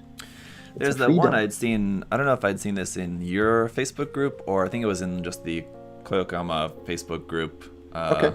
The guy who painted, I think it was the Falke, right, as like the racing car orange and blue one. Did you see that? Yes. I think that was Mr. Is that Mr. Wilson? I'd have to go back because doesn't that look awesome? Yeah, he's painted it in the Le Mans colorway. Doesn't that look brilliant? Yeah. Yeah. And then you could put just a little bit of weathering on it to make it look like a fuel or oil spill kind of thing. Yeah, keep it really easy. That would be awesome. Yeah. I think that. I mean, I hope he's still going with that. That was looking so good. I would like to yoink that off him and say, hey, can I publish this in the gallery of my book, please? Because I think it would look really good. I think it was That was finished. not a book say, plug. That was not, because the book's a fail. What? No, it's just I don't think I'm a focus for those poor folks. So they come along every 3 months and go, "Where are we now?" And I go, "Well, this is how much we've gone." They go, "No, you must have a lot more than this." I'm like, "Well, weren't you supposed to be getting some of your local team to also build some sci-fi kits to add volume to the project?" And they're like, "Yes, now I will ask them." Like you Right. said you'd ask them 6 months ago, and then you're crying at me, and there's no communication. It's such a fiasco. Yeah. Maybe that's normal. I don't know, but it's funny. Could be. You're a bit on your own, and then until they need Oh, you. totally. And then suddenly, yeah, can we go tomorrow? I'm like, well, Yeah. I might need a little bit more time. Yeah. They're funny. You don't know if that's just normal or if you're just out of the loop.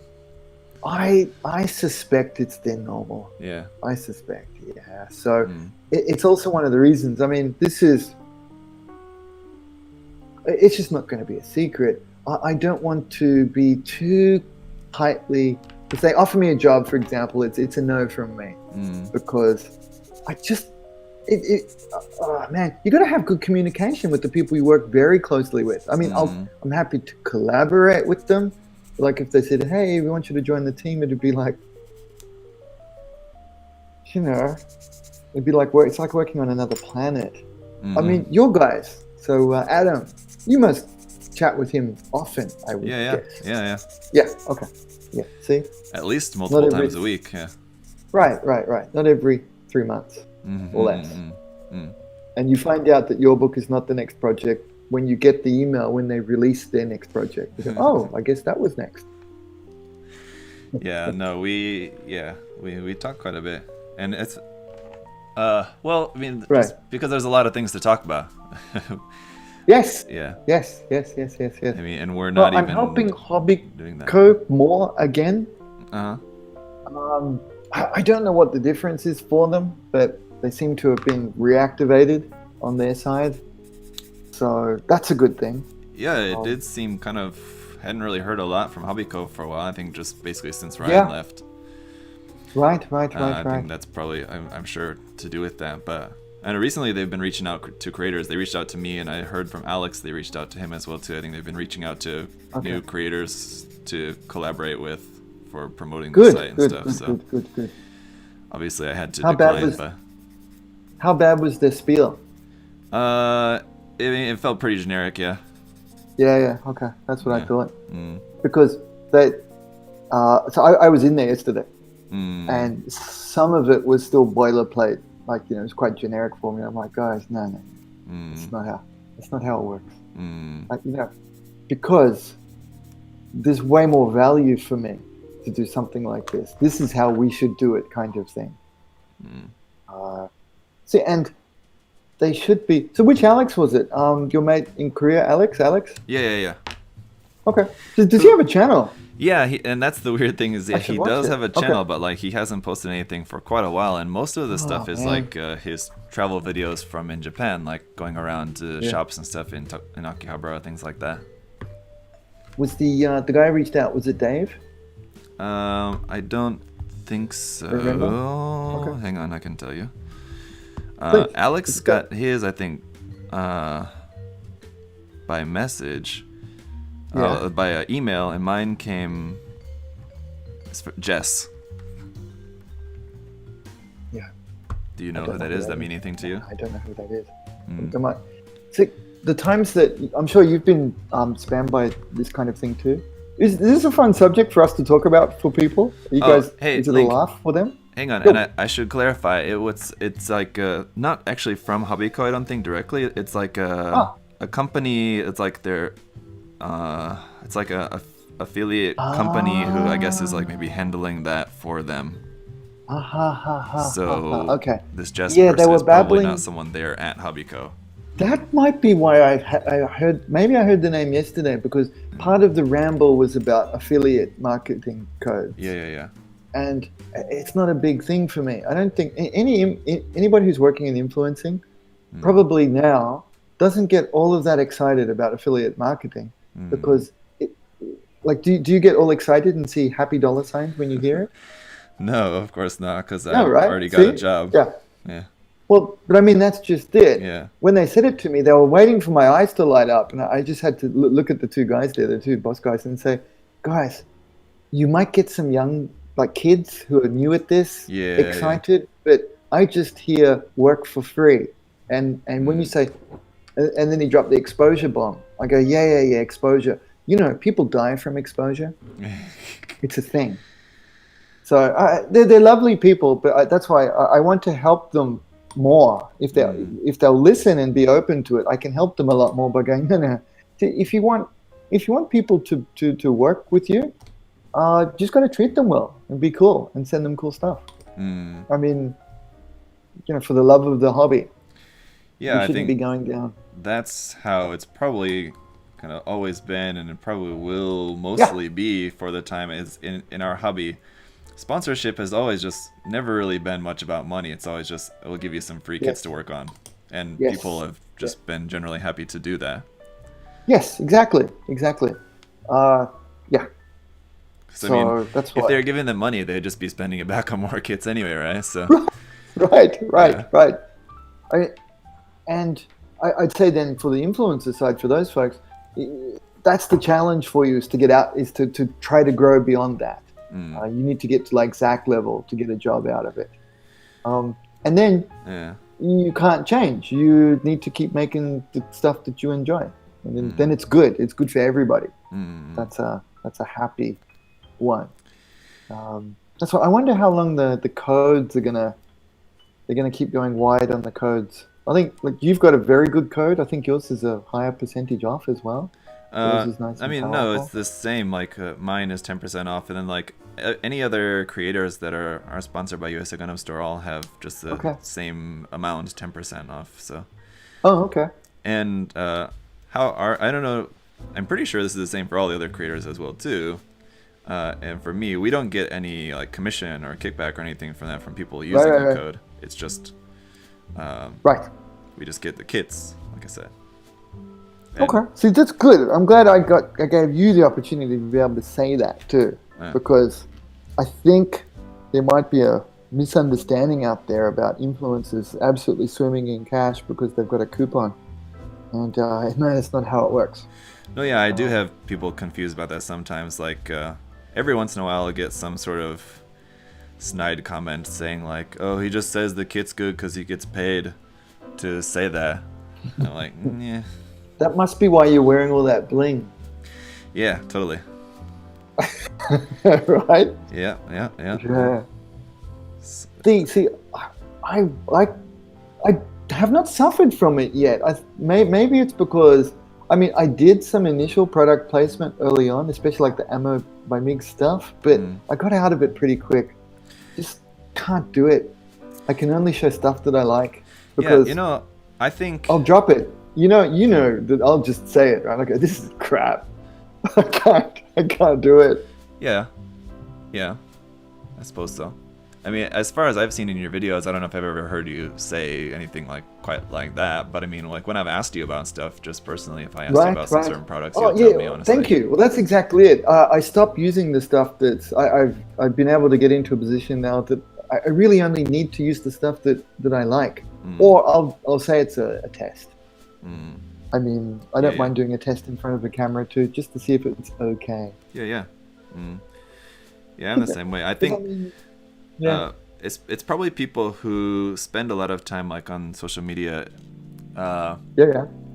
consuming more stuff, probably like tech videos and video game reviews or like stuff about gaming and things like that come in, and then like they think that the same thing applies like in modeling, but like shilling is just not really a thing that exists. I mean, I know a lot of other creators and just people just don't show shill that I in was this on hobby. recently. This is not a thing.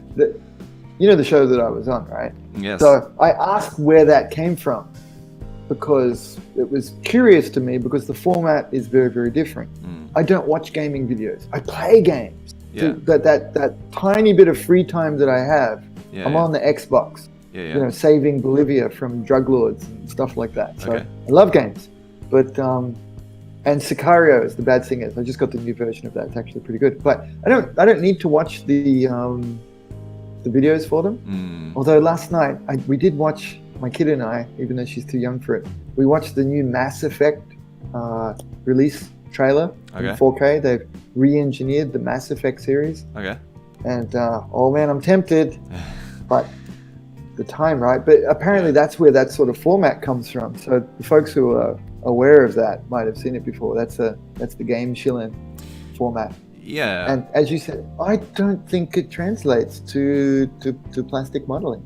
I think you actually have to have a stronger background in knowing what you're doing.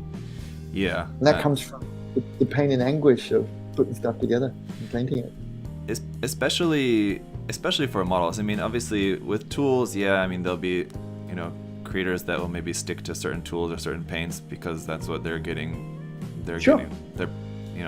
getting paid, or and they're tape, getting product and or whatever. tweezers, and so some of my friends have been having some really big laughs, and I don't mind saying it. The Vallejo channel videos are just pure gold for that because, we've got your Vallejo tape, we've got your Vallejo glue, we've got your Vallejo everything. Yeah. is Vallejo, and of course it's their channel, so of course they're going to use their materials, but just it's tiring to listen to, isn't it? Once you're like, we get it, it's all Vallejo, even though other companies have been making that product forever, and I like it. Like tape, Tamiya tape is just so nice, isn't it? Yeah. Why am I going to buy Vallejo tape instead of Tamiya tape, or those kinds of things? And Vallejo, to me, the two glues, I've got some AK glue, for example, and it's okay, but I feel bad using too many AK products, for example, even though they're free. So I like Tamiya glue. I can smell that all day. Yeah. Or the Mr. Hobby stuff is pretty good too. That Mr. Hobby SP black glue. I've not tried it, but yeah. Not for this kid. No, it's got to be a light color one. Yeah, it's pretty good. If you can grab that one, I quite like it. It's ultra thin, but also it dries with a little bit of like it's a solid meld, but it's slightly softer as you file back, sand back your seam line joins, etc. I'm actually quite liking it. I thought it would be more of a gimmick. You know that special feeling you have in modeling when a product that was not hyped is actually quite good? Yeah, I guess so. I don't know if I ever really can remember feeling that much, but I get the idea. See, we've got folks in it, so it's I try to read it in my mind a couple of times to see if there's a good gag in there. Is it Kavan? Irvine? Sorry if I'm saying it wrong. No, it's just his name. He was on here the other day, and he complimented me for reading his name correctly. Kavan. Yeah. So it is Kavan. Yeah. So I just try to break everything back into katakana and say it that way if I'm not sure. Yep. Kavan Irvine. Urbine, you could say as well. But yeah. But Kavan. Yeah, the Tamiya glues, they're good. You know what you're getting. Don't smell glue all day. Hey, why do you think I don't have a real job? The brain just stops working. That years of glue. No, I'm totally kidding. Don't do that, guys. Don't do that. You get that glue brain. Say my name. Okay, I'll say your name if you've got to pay Zach the what is it? The super chat money. What's it called? Super chat. Yeah, super chat. Yeah, so throw Zach some super chat bucks, and I'll say your name. Like even like $1, $2. We're cheap.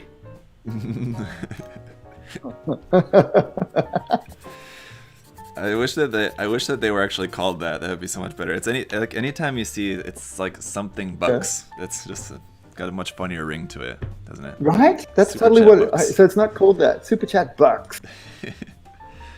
And like just BUX. Oh yes, of course. Yes, SUPA, CHAT bucks. It's got that classic '90s feel to it. Crap to my own money now. All proceeds of this ludicrous discussion will be sent to Zachary Release's already successful channel. Last link and right is here for the crumbs. Zach's channel is so much fun. I come on here for the laughs. Hang on, I Really? wanted to read this question as well too. Here, Junkyu asked, "What do you think of Mechatro kits?" I love them. Link, have you still not ever built one yet, right? No, I have. No, actually, it was one of the first ones my daughter and I built together when we moved back to Australia. Okay, yeah. I think I do remember you mentioning And that. I was just begging Gaia Notes like an hour ago, I swear, to get the Mechatro Wigo paint line in so that I could do more. Yeah, I think they're great. I've got a bunch in the box ready to go. It's Nice. it was one of the pages. I can't talk about all those stupid things. Yes, but I really like them. They look really cool. And Cool. I want the opportunity to make more. Yeah, they're a lot of fun. I got stuck on the machining Krieger thing because I pitched the idea to Yokoyama-san and he liked it and we had to make it bigger. That happens sometimes. It's one of the things I want to say to people. That's why be careful ruining your hobby by making it work. Because sometimes you lose your choices of things. It's a bit of a bummer. Because Mechatro, you mean it being like kind of very so similar to Machining Krieger, I guess, sort of in a way that. Yeah. Well, it occupies that space, but I just meant that because I pitched Yokoyama-san the book concept, and he was like, yeah, let's do that. And then Max has jumped in it, and it's gotten a lot bigger.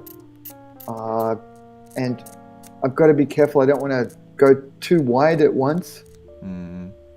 Just that's all. So, but once these projects are out of the way, then I've got an open slate to do Gunpla, Mechatro Wigo. Pretend to build some stuff for myself. Yeah. Sorry, I'm just venting my anguish. Well, it'd be awesome to see. I mean, I don't know. Well, yeah, it would be awesome to see your take on a Mechatro kit, like painted in the Machining Krieger style, right? Oh, see, and then I don't want to do that. That's why I almost took that back at first. 'Cause I was like, well, yeah, I know. It'd be Please cool let to me see it do done in that something way. different. Yeah. Or we'll totally do it. It'll look cool. But then people say, see, he's only got one style. Yeah, He's a right. one-trick pony. Right. I'm like, yeah. So yeah, it'd be cool to see it in that style, or just get one of the 1/35 scale 2-packs so you can do one in. I've actually got a bunch. I've got a couple that are the pre-paints that I thought I'll just add some weathering over the top into the 135. The Sentinel ones. Yeah, that's right, Sentinel. Yeah. And then I've got a couple of the large 121s, which I know I should beat the heck out of them. It would look pretty cool. Yeah. Is Dimitri saying?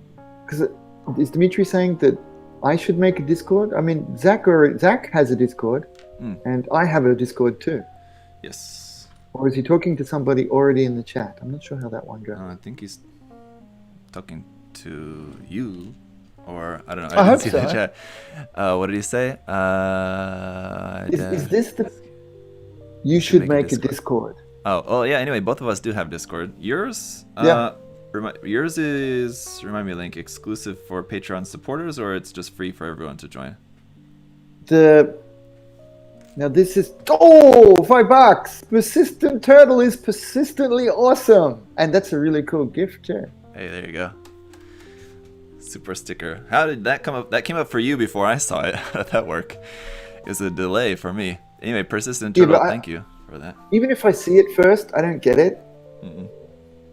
See, that's the cup of coffee that old Uncle Link misses out on. But for you guys who can I say this, Zach? Because I have a Discord. I know I don't sell myself well enough. It's all on my Patreon thing.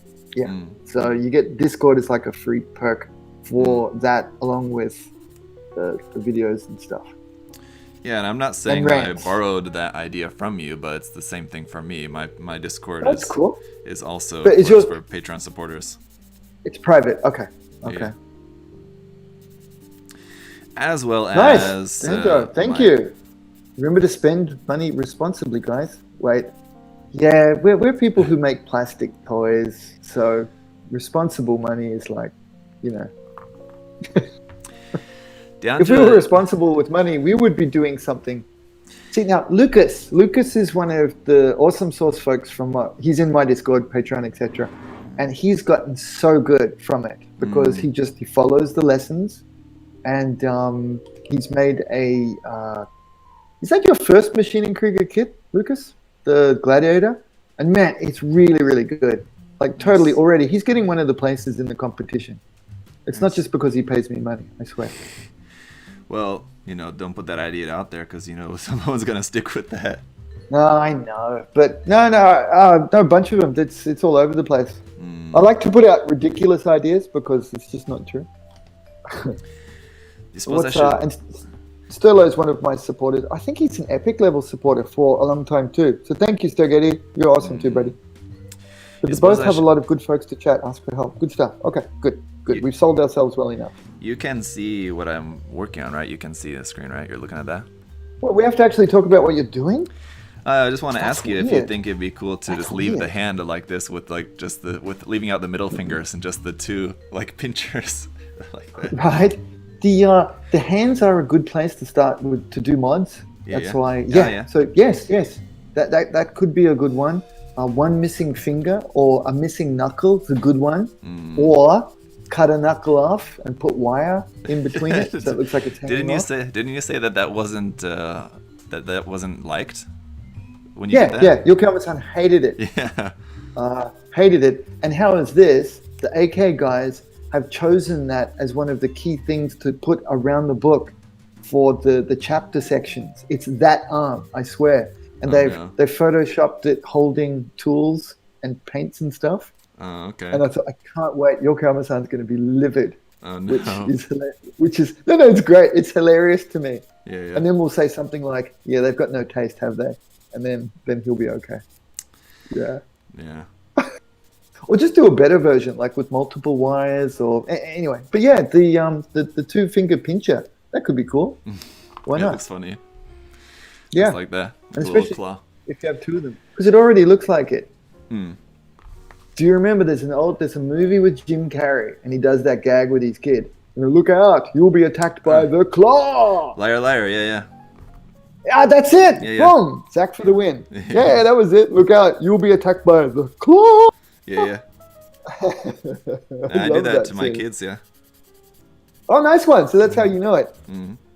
Yeah, so I was in biz mode yesterday, meeting up with the Hobbyco folks. They mean super well, but they don't know any pop culture. So I tried to explain to them. They were saying, hey, could you do a video like this and you use a green screen and then we can put in the different, the resellers, their names and company logos and stuff. And I tried to explain to them how difficult that is to do. I mean, you basically got to record all the different versions. I said, it's like Camp Krusty, where the kids show up for summer camp and, Krusty the Clown comes on and says, okay, kids, make sure you listen exactly to what Mr. Black says to you. Remember that one? Yes. I said, yeah, otherwise we set it up and it looks like that and everybody will be laughing at it. Mm-hmm. And the poor guys, they just looked at me and they're like, The Simpsons? I'm like, yeah, Simpsons, Camp Krusty. It's a pretty funny one. That's the one where the kid at the end, my insulin! Yeah, it was pretty good. But I guarantee everybody watching the show, they know Camp Krusty and Mr. Black. I don't know if I'm going to want to modify the hand or not. I kind of like the look of it as it is, to be honest. It is a pretty cool hand. Yeah. I think this is one of the best hands in Maschinen Krieger, so mine would be stock. Yeah. Because it's creepy. The angle of the fingers is kind of weird, eh? Yeah. This is the turtle. This is so sad that we don't see Lincoln's face as he does the claw. Yeah, I totally got a bunch of faces for that. Like my kid, it sounds like Zach's the same. We've been doing parenting right. So surely my poor kid knows so much pop culture gags. So it was so awesome watching Ready Player One together with her. Oh yeah. The only thing is, she's ruined now as a young lady. How the heck is she going to get a boyfriend who can come, who knows enough stuff that she'll be happy and entertained? I was telling it's gonna be hard. I was telling the guys in the live chat the other day that I recently was showing my kids the Five Guys Burgers and Fries songified version of that. Right. Right. Oh my goodness, oh my damn song. Yeah. So yeah, they're getting it too. Lots of just random stuff. Somebody asked for my Patreon link. That totally means a shill opportunity for myself, doesn't it? I mean, I've had the people ask me that before too. Like, what's the link to your Patreon, or what's your For yours or for mine? For mine, I mean, or people just ask me like, or what? Make people ask you for the link to my Patreon. Please do it right. Or I'll just accidentally send them the link to yours. No, are you okay? I don't want to be that guy, but may I post it? May I paste it in, please? Yes, of course, yeah. I know you say yes, but see, I'm good with the manners. I didn't want to be that guy.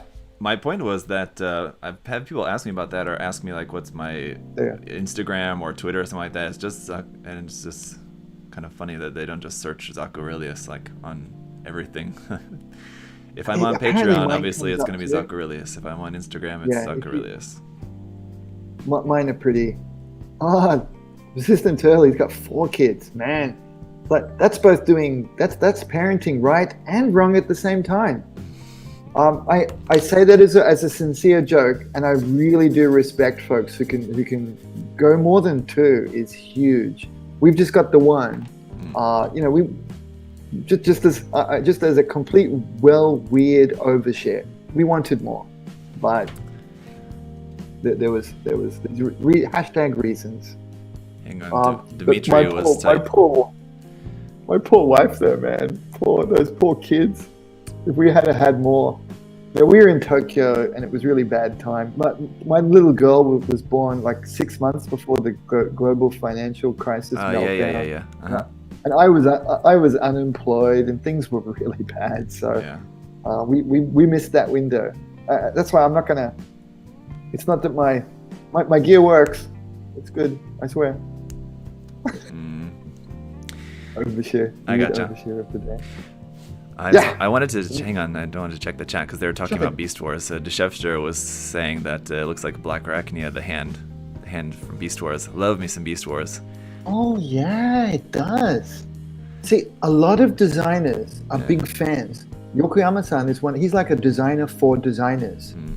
I'll have a lot of them reach out and they ask me how to get in contact with him. I say his email. Go ahead. And yeah. So he's inspired a lot of stuff, and a lot of top designers who are into anything geeky, like on our side, they're well aware of his stuff. Yeah. So there could be some crossover there because the Grosso Hund's an old one. It's been out there for a long time. The designs and the sketches. Yeah. And hang on, I wanted to see Dimitri's comment here too as well. Dimitri, sorry, I know he was asking to check. I'll say his name anyway because he seems like a nice guy.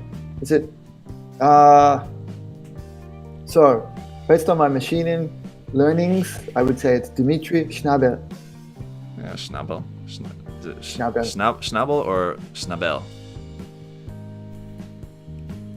Don't know where the emphasis is. But also, I just wanted to hang on and check. Let's see what's I going on. ordered 6 origin kits. Sharazaku 2 fell apart, and 3 action bases. Man, origin kits are so great too. Have you built any of the HG origin kits? Not before? yet. Man. But no, your build and inspiration. I really want to do it.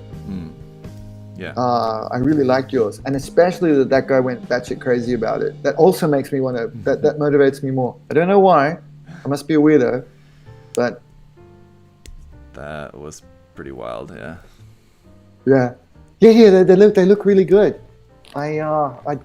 I mean, there's so much cool stuff comes out. Yeah, right. And I have to buy it with my own money now. So I gotta be careful because it arrives at home, and I can't make enough cool stuff as it is. I gotta pace myself. Yeah, so, I know. Or you just be like me and just don't sleep and try to do everything. Oh man. Well, we'll see how it goes. I had a really the talk with Hobbyco was good, but I just don't know if I've got enough, the time and the focus. It's really hard, isn't it, to be able to get out all the things.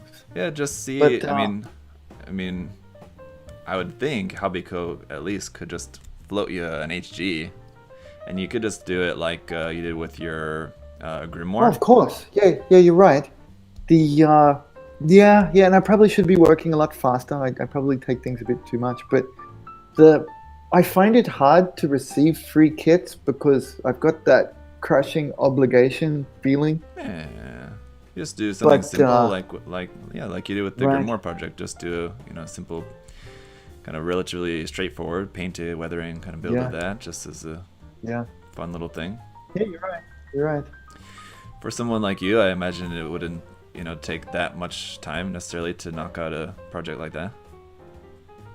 I guess you're right.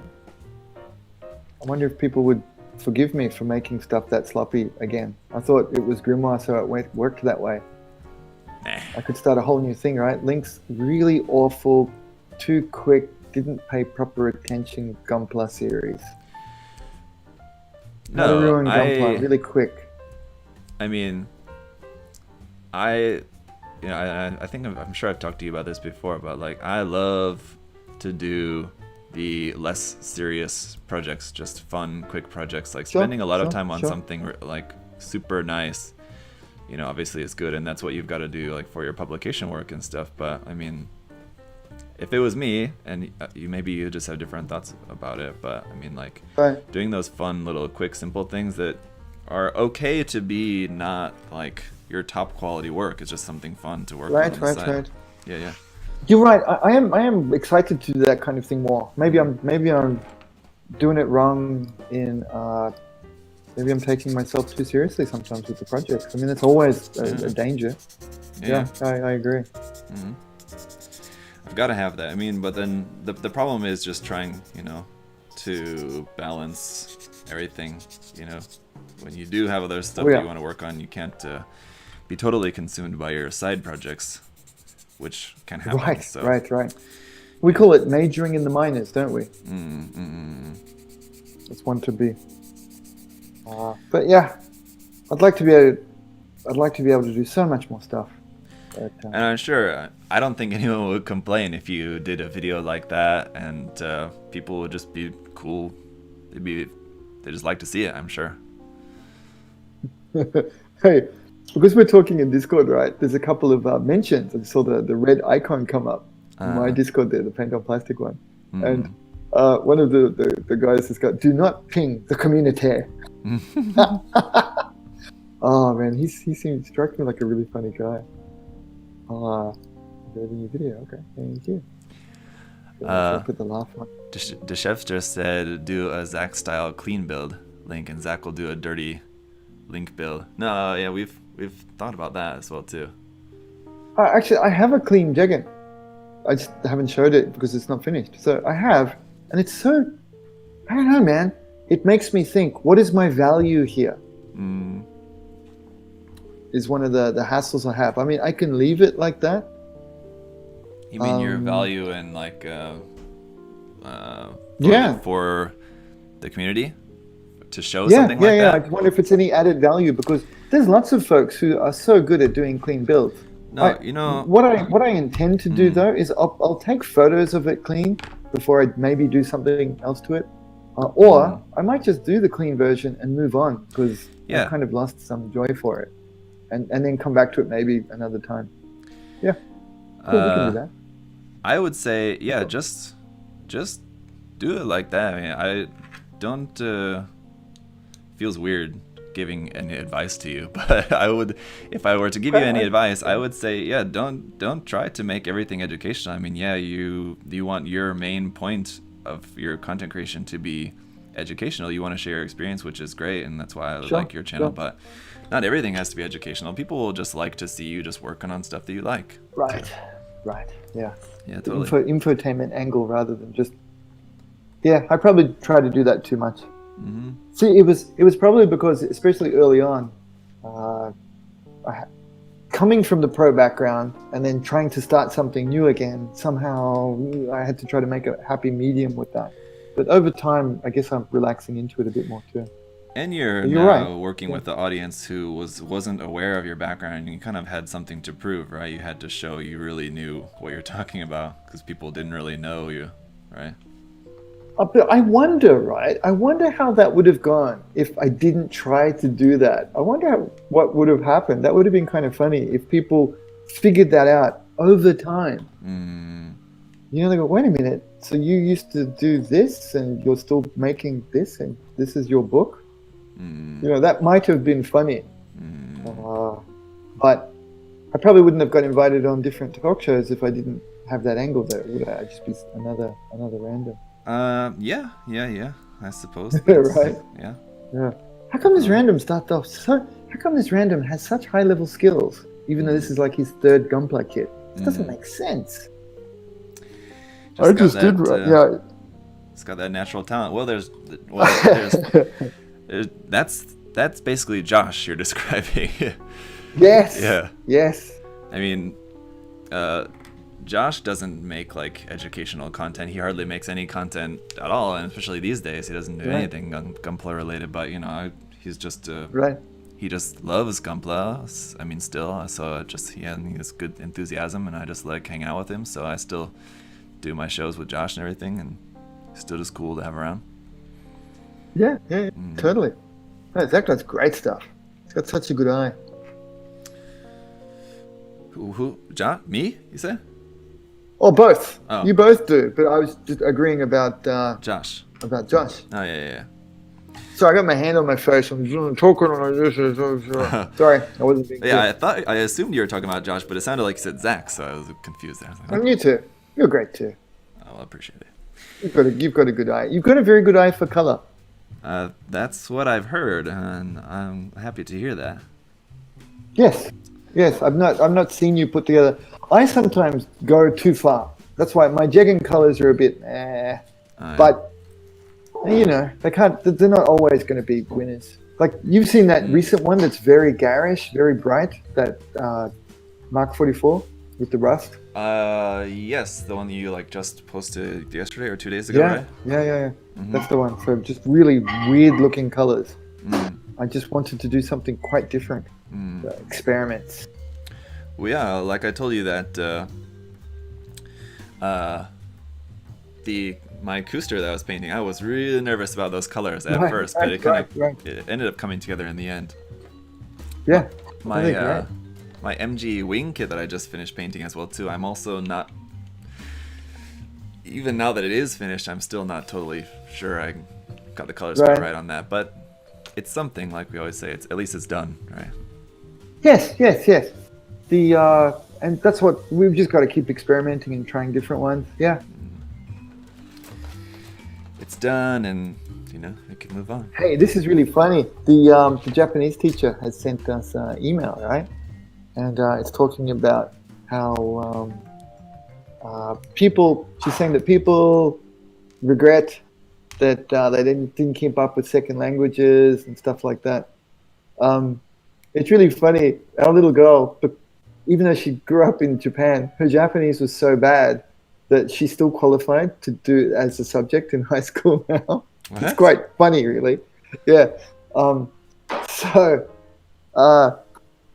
But she's doing pretty well in it.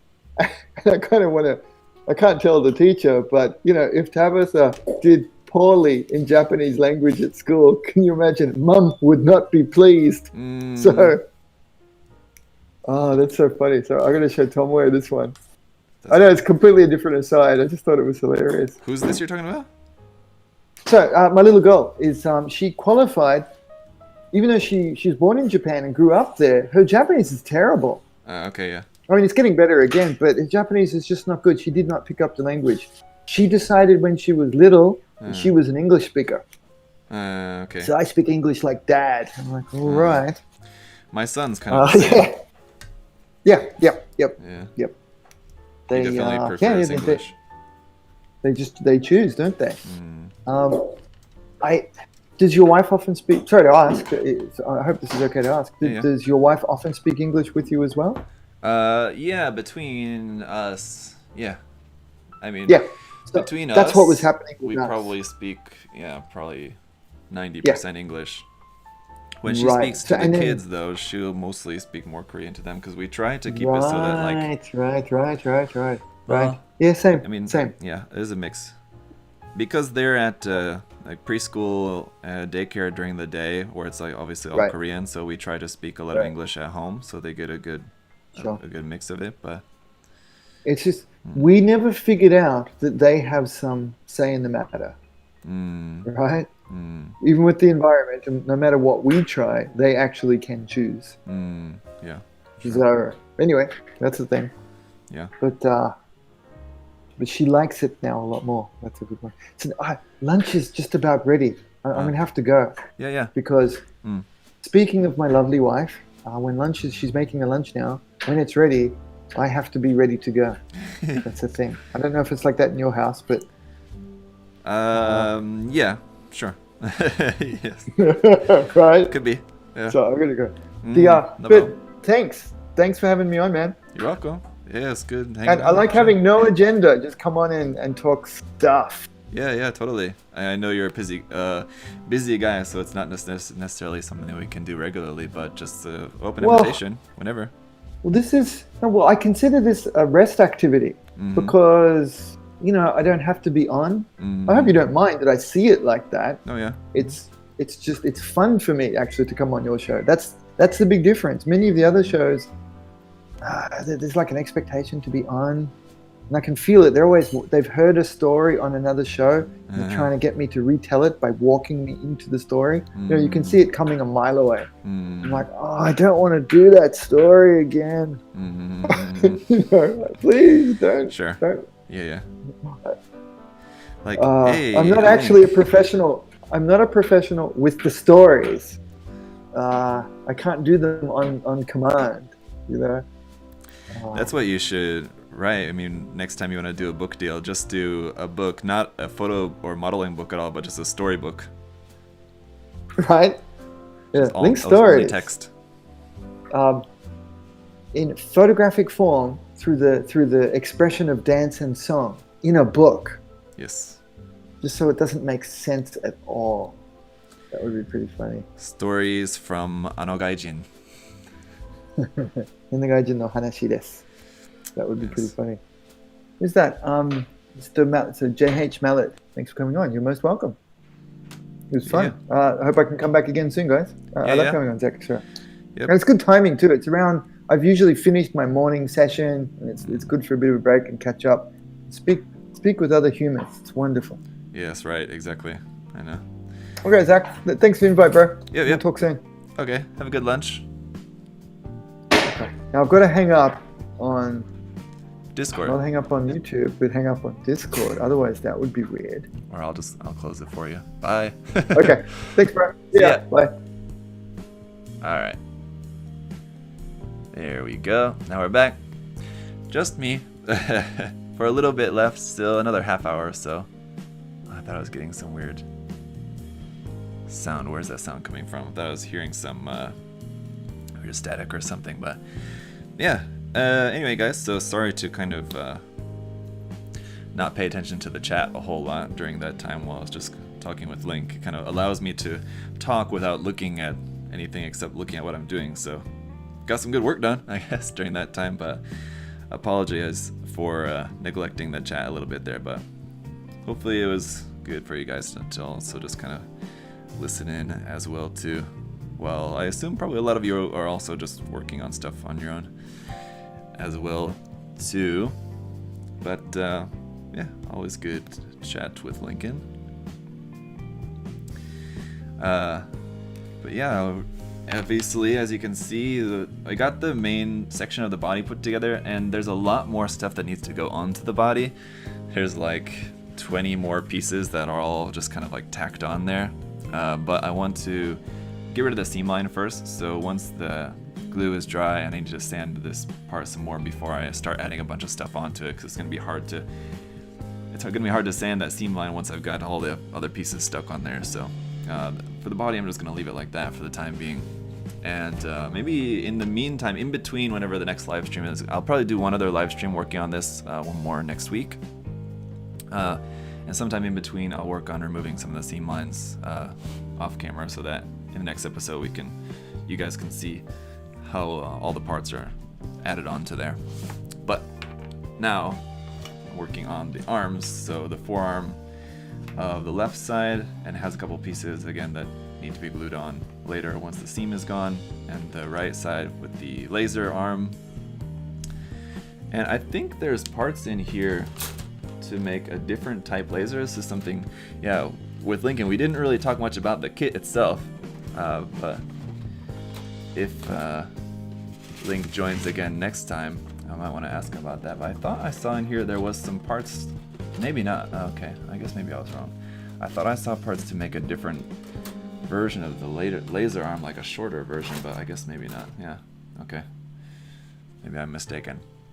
There's a handful of leftover parts in there that end up not going to be used. But we'll have to see. Once everything's all put together, I'll see what else I have still left in the box that then we can maybe use to customize, modify a little bit by using some different parts or something. But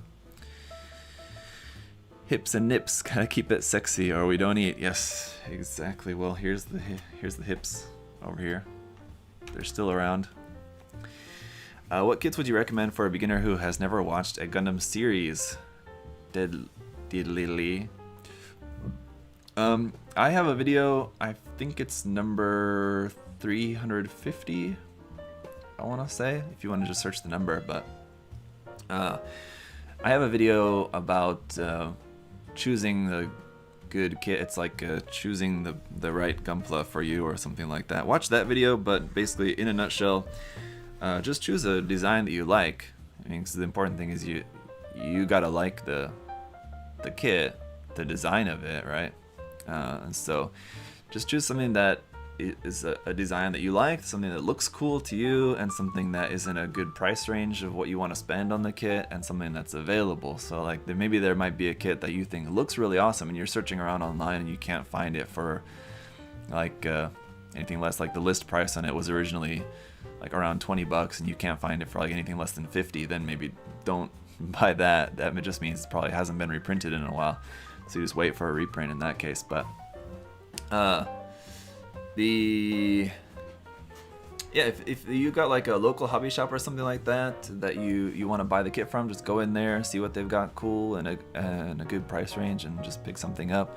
And then if you're in doubt, just check out some reviews. There's pretty much any kit out there. I assume there's got to be at least a couple reviews of it out online, so especially if it's a more recent kit, of course. So just check some reviews, see what other creators thought about the kit, and just go for it. Donnie, bro, please help. I attached the cables from my MGEX for the shields, but it's too tight to be pulled on. I'm literally in the middle of build right now. Okay, yo, what? I don't know. Okay, what do you want me to help you out with? If the cable's too tight to pull, don't pull on it too hard. I remember I don't remember offhand because it's been a few months now since I built the kit, but there is a certain way that you have to turn the dial on the bottom of there or something. Anyway, just make sure you follow the manual exactly. Don't do it in a way that it is different from how it's done in the manual. Just follow the manual exactly, because if you just like try pulling on the wire or something like that, it's not going to work, and it's just going to damage your wire or something like that. I remember I was trying it, and whilst building it and working with that, I was thinking, oh, you can just pull on this, and it's like, oh, that's not working, and that's definitely going to damage it. So make sure you're just following how it goes in the manual, and that's how it's meant to work. Any tips on frosted paint? Bootleg Zaku, yeah, I've heard a few different things of people doing this. I think one thing that you can do, and other people, any of you guys, if you have other advice about how to deal with this, feel free to chime in. But if it's like frosted top coat, and it depends. If you're airbrushing, I think one thing you could probably do is just spray it with some thinner, just thinner. That's all. And you just spray some thinner on there that'll just reactivate the paint basically. And the problem was when you sprayed the paint on there the first time, the clear top coat paint basically is what I'm talking about. When you sprayed it on there the first time, whatever conditions at the time caused it to fog, you can basically just spray some thinner on that to reactivate the paint, basically to just turn it into liquid again, and then that will allow it to dry. Once it dries, it should ideally not be foggy. That's something you could try. If you're not using an airbrush though, I'm not really sure what you can do if you're just only using the spray cans. Would be, I don't know, yeah, but again, if any of you other guys have ideas about that. Vincent said just keep spraying the same top coat. Yeah, like I think that would probably work, but you would have to be careful because spraying from a spray can, it's much easier to spray too much on there where it starts to pool and drip and stuff, so you have to be really careful to, you know, spray some more without it dripping. So proceed with caution.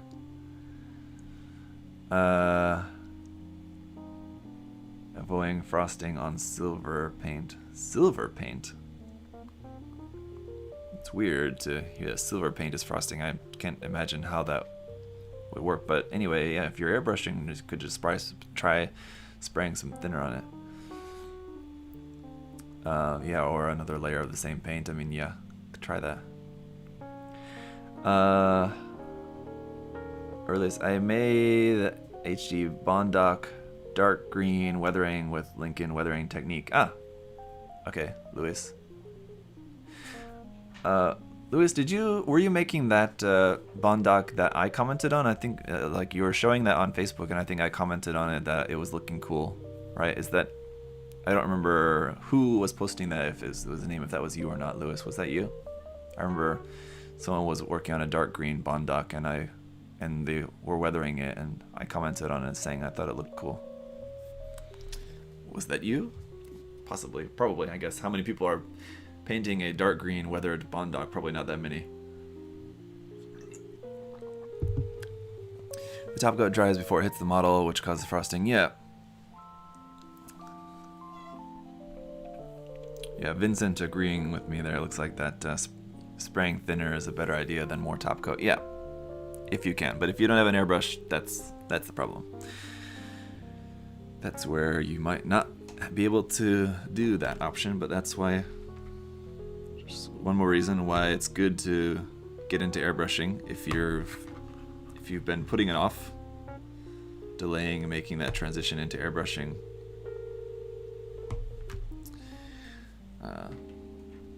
Better to do so sooner than later.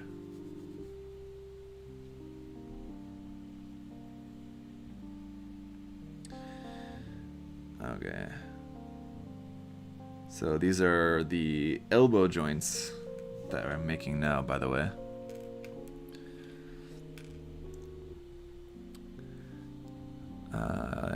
Yep. Okay. So yeah, someone was asking before too about how articulated these kits are, and yeah, as you can see, like, there's a lot of polycaps involved, and so you would think that means there's a lot of articulation, and a lot of parts do move, but not that much. I'm gonna put a little bit of glue on this one. Just think, by the way that this part is going to be held in together by other parts later on, probably don't need to glue this, but just for the sake of it, just want to put a little bit of glue in that.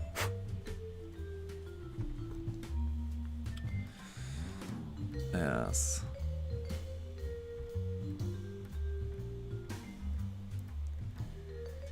And let me see, there's still a good amount left to the arms, so I don't think, probably won't finish the arms here today, so probably what we'll do is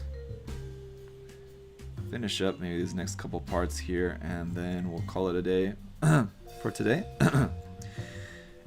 And in the next video, next week, we'll finish up the arms and work on the head and working on adding some more stuff to the body.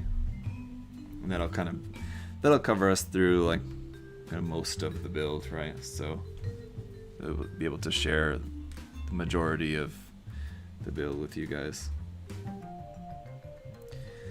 And obviously I'll have some more work to do and stuff then off camera, off live stream, just to get it ready for paint and everything. And like I said in the unboxing video, I do plan on not really modifying this too much and having it be the build and the paint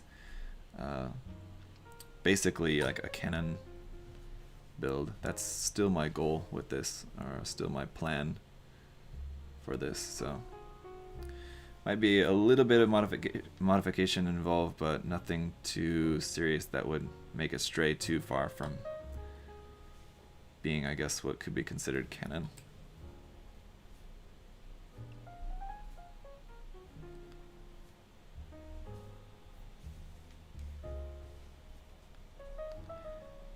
So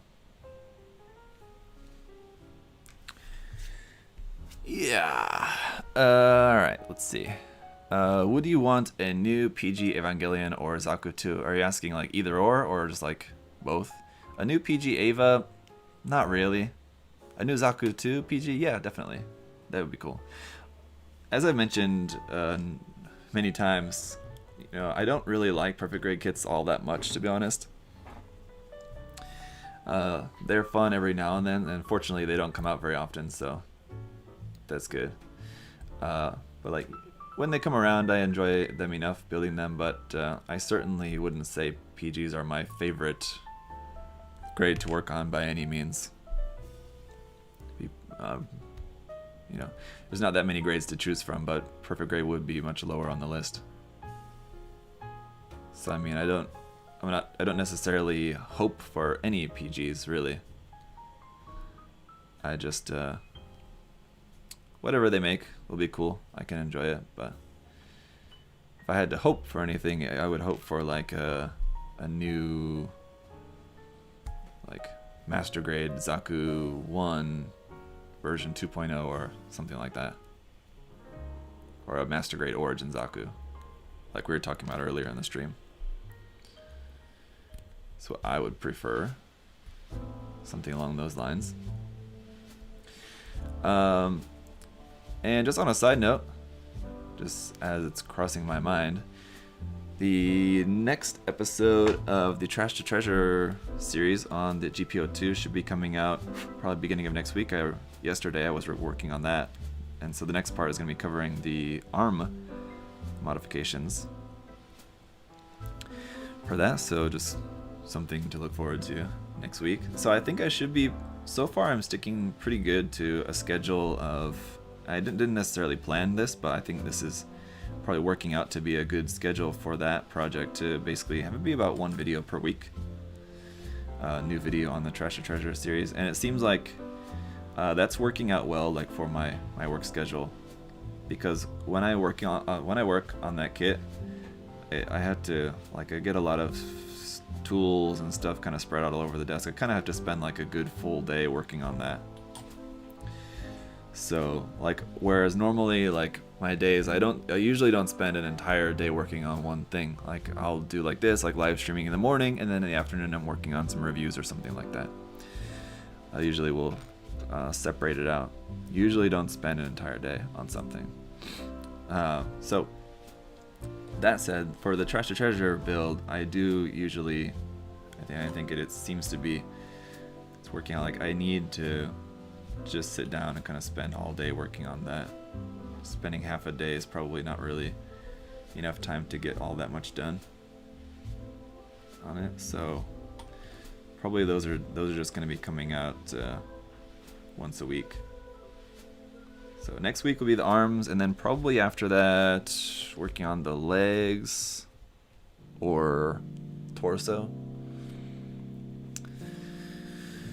Yeah. So let's see. Let me build maybe just the next little section of the arm here. Right upper arm and the left upper arm. Let's see. Runner K. We haven't used a whole lot of Runner K yet, seems like.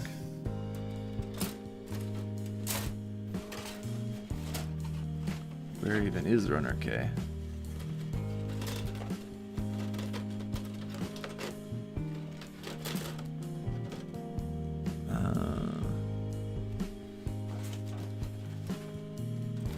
Let's see, Q, N,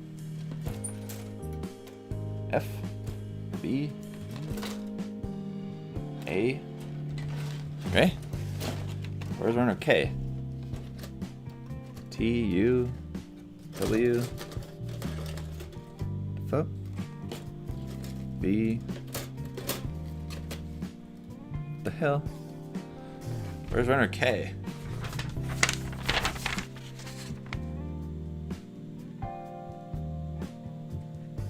Oh, it's that real little tiny one. Okay, sorry for the sound on the mic there. Where are you hiding? There you are.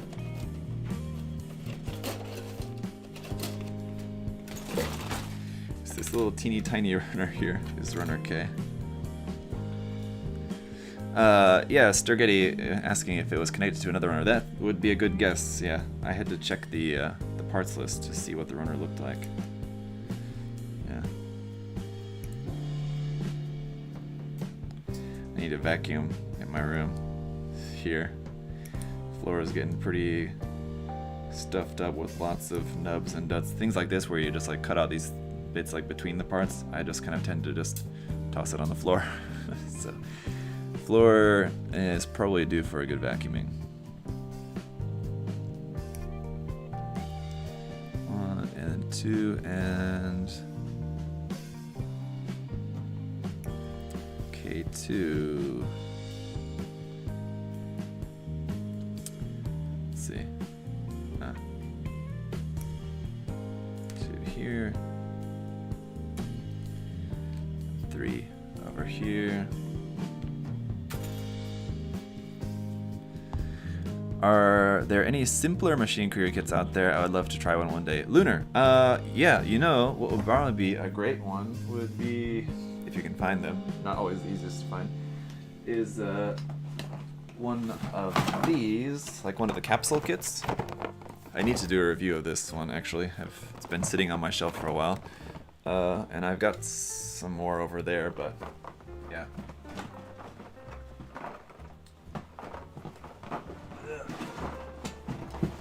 And they should be relatively cheap because they're 1/35 scale, so they're quite small and simple. So maybe it's a bit smaller than what you want, but if you want something larger, get one of like the wave kits, like the Prowler or something like that.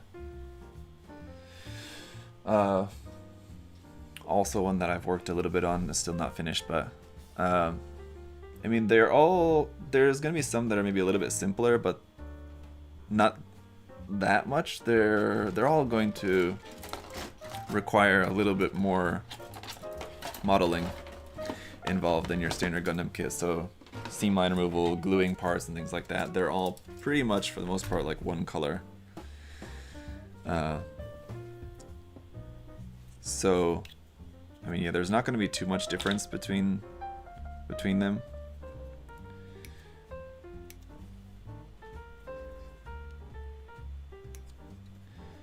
But yeah, and like availability is could be a big issue as well too.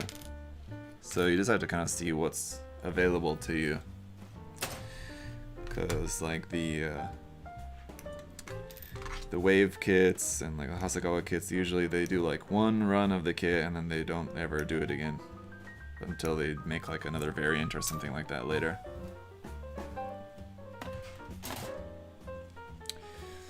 Lewis, you sent me a Facebook Messenger of the photo of your bond dog. Okay, cool. Yeah, I did see it. I did see your post once you finished it, so I did see it finished, but I'll take another look at that here in a bit. Runner S.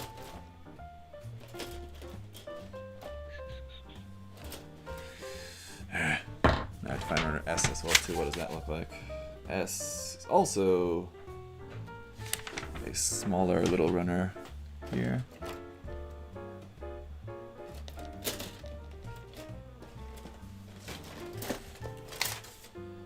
hiding.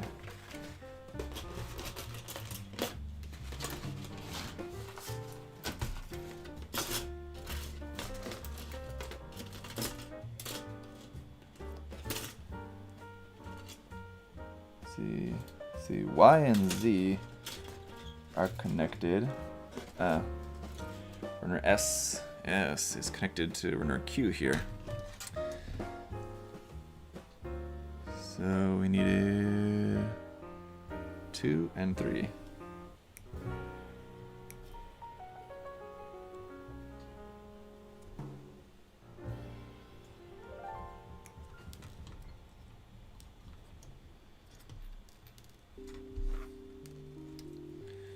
Okay.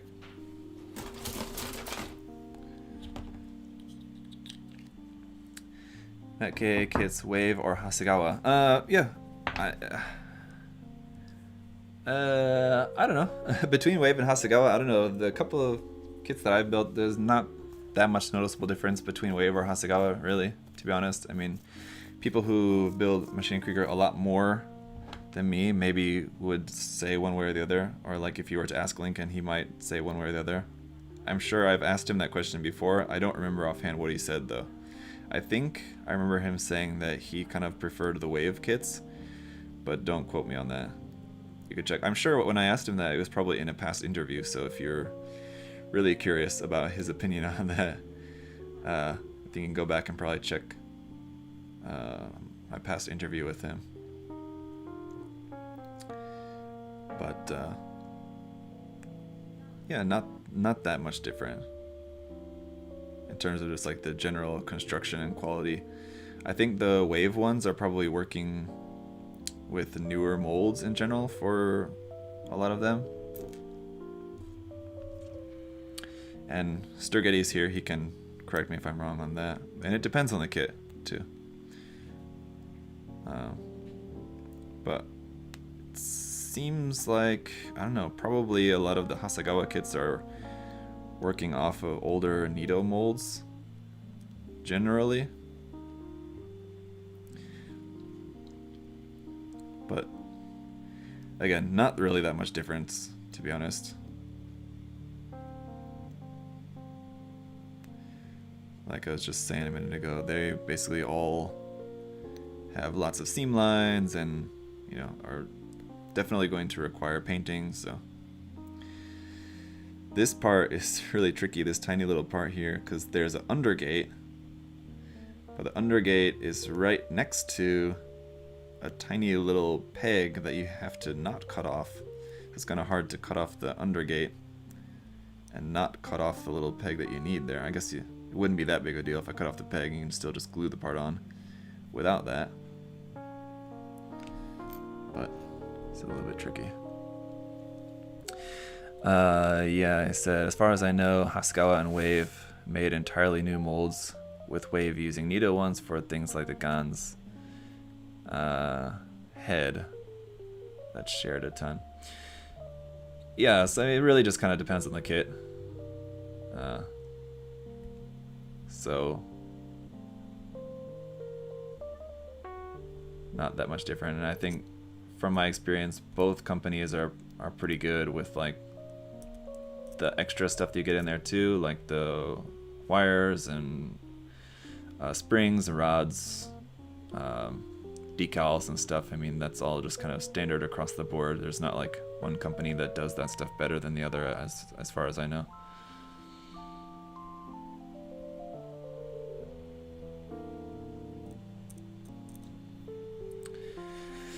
They're all about equal difficulty unless you get a Nido one.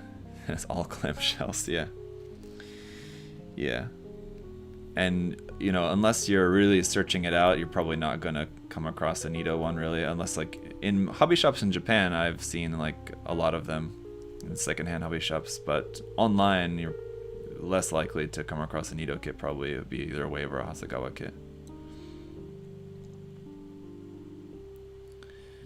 Especially any English language site.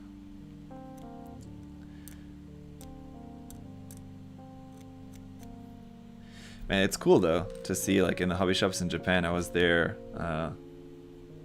when I was there for GBWC last time there, and I was with Aaron, the Australian winner, and we were going around in Akihabara, and we were in just one of the shops. I want to say it was Surugaya that we were there, and they had a big section of all the different stores that I've been to. I think it was probably the biggest section that I'd seen of Machine Krieger stuff. They had a fair amount of Machine Krieger stuff and a lot of older kits. It's quite interesting. They're quite pricey, of course, so I didn't end up buying anything, but I don't know, I would certainly be tempted next time. It'd be cool to pick up one of the older ones, like the Lunar Gans is definitely a design that I like, that I would like to get that. And I'm pretty sure, again, Sturgetti, correct me if I'm wrong on this, I think they've not made a newer version of the Gans after just the Nido version. So, you know, I guess probably better off to just wait. I don't think Hasegawa didn't make Lunar Gans, did they? Now that I'm thinking about it, I'm not sure, but anyway, probably safe to just wait for a new version to come out eventually, rather than picking up the old one.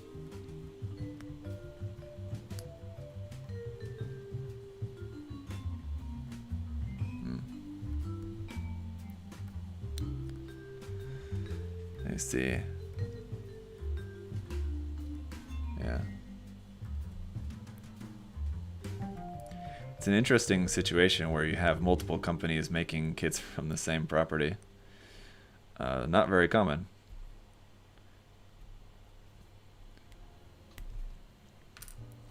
I think like you have that as well, like with Zoids, I guess. Macross, I guess you have that as well. Hasegawa and Bandai both make Macross stuff.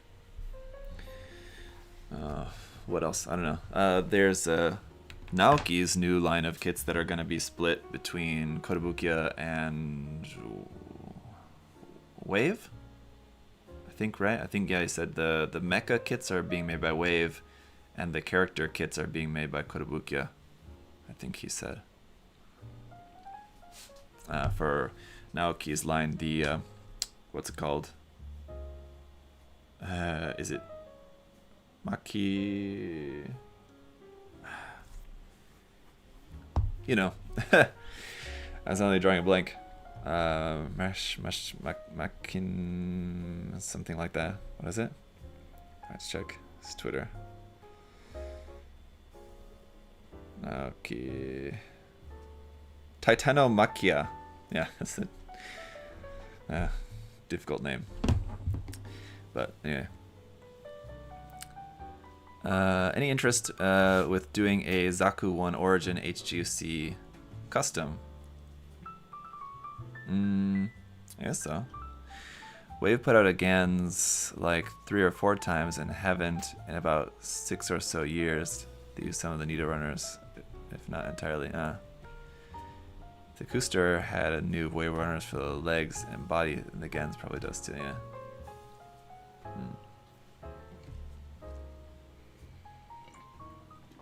Alright guys, we'll finish up this section here in a minute, but give me a moment. I need to step away for just a second. Hang on.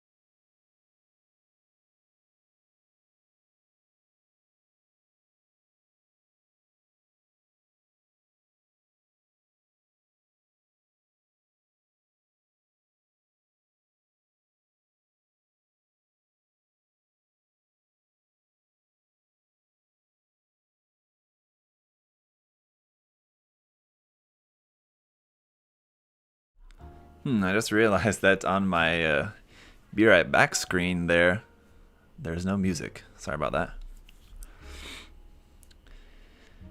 Anyway, as we got a good mess of parts here on the desk, what is your plan for the kit you are building to paint, airbrush, or full hand brush? I'm not sure. I'm not sure about that. Probably will be fully hand painted again too, but I'll probably do it like I did with the Cooster, where I did like a base coloring, kind of just with the airbrush, just to kind of get like a good base layer of the colors that I want there, and then go over it with hand brushing. Probably will do like that again. We'll see. The really nice thing about hand painting kits like this, aside from just like the look of it, but it's also much easier to paint like all the internal details and stuff. Like if I have like this whole leg that I'm painting all at once, it's very easy to with the hand brushing just paint by hand all the little details and stuff in there. It's much easier than if I were to airbrush and I had to like mask all this stuff and everything. There's a lot more masking that would be required if I were to do that. Whereas hand painting, I can just do it by hand pretty easily and not have to worry about masking, which is nice because I hate masking. So, yeah. Okay, let me get this our elbow section here put together for the right upper arm. And we need a polycap here. Of course. PCJ.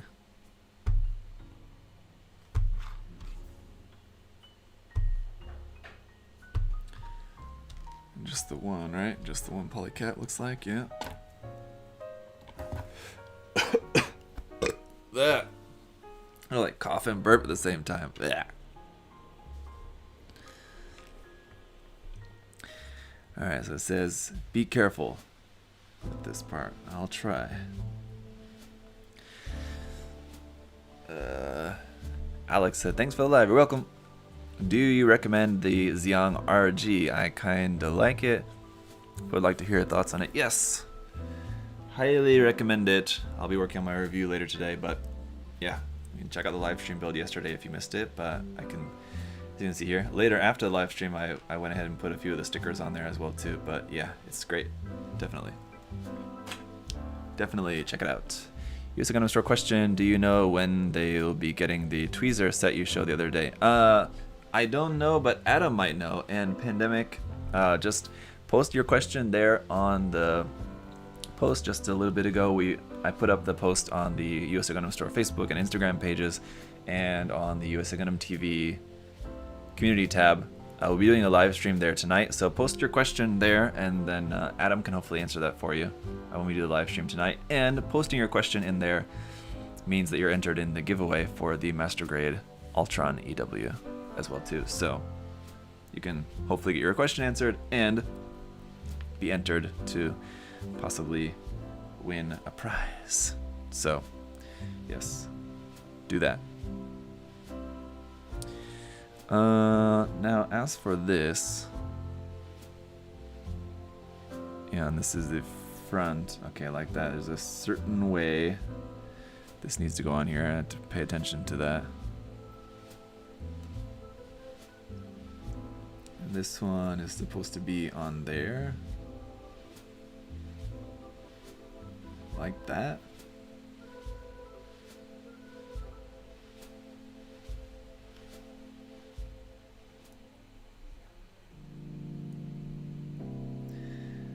Once world, I guess that just goes on there like that.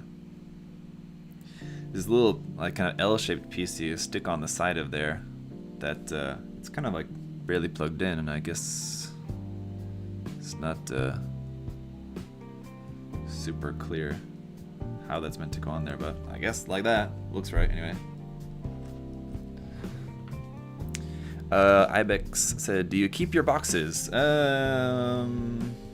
Yeah, because I usually keep the kits in the boxes until they're ready to be painted. Then once the kits are painted, then usually I'll ditch the boxes unless I'm using the box to ship the kit. But most of the time, once the kit's painted and everything, then it won't fit back in the box. So I usually just keep the boxes temporarily.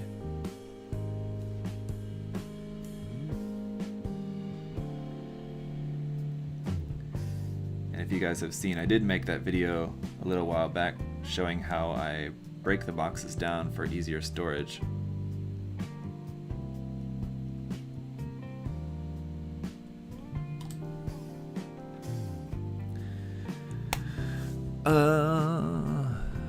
Yeah, I got their hobby knife and it is really sweet. Okay, cool. Yeah, you got this USA Gundam Store hobby knife. Yeah, it's nice. I like it. I use this one here, and my Tamiya one, I still use that at home. And just when I'm here, I use this one. Yeah. What are your tips for nub removal, Dimitri? I clip with the nippers, and then I cut with a knife, and then if I need, especially if I'm painting, I'll then sand it some more. But if I'm not painting the kit right away, I usually don't sand it right at that time, but we'll sand it later or something. So on this side, got this round one. Oops. Little teeny pieces. Like that. Some nice detail. One thing that I just love about these designs in general, kind of Machining Krieger in general, is you got like these big wide open shapes, like these big curved shapes and things where you got that, and then on like the detail parts and like the actual mechanical parts, they're just really nicely detailed. You got a lot of nice little bits in there. I'm sure that comes a lot from the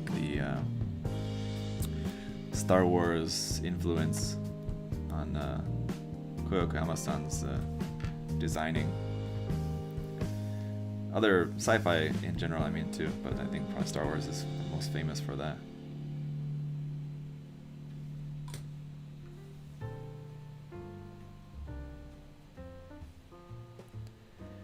Having a lot of nice little detail on stuff. So it might be to my own peril, but I'm gonna go ahead and glue this part on here as well too. It might make sanding on this section more difficult later, but we'll just go with it. So that's how many pieces in there? 1, 2, 3, 4, 5, 6, 7, 8, 9 little pieces here for this section of upper arm, basically for that, and then you just kind of glue everything all together. Yeah, I love it. Oh, yeah, I need to turn that volume back down.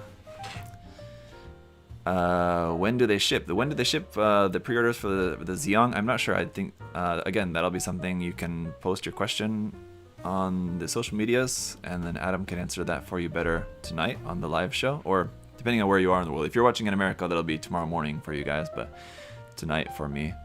It's Friday, 9 a.m. Eastern Standard Time.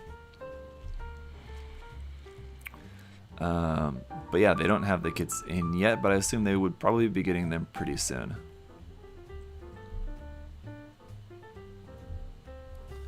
I think we can just go ahead and switch to this here. This sound setting, right? I mean, you guys are still hearing me good. Okay, we're fine. Good, okay. Alright, so let me just put together this other section. That's for the right side, and we gotta do the opposite for the left side. And then we'll call it a day for today.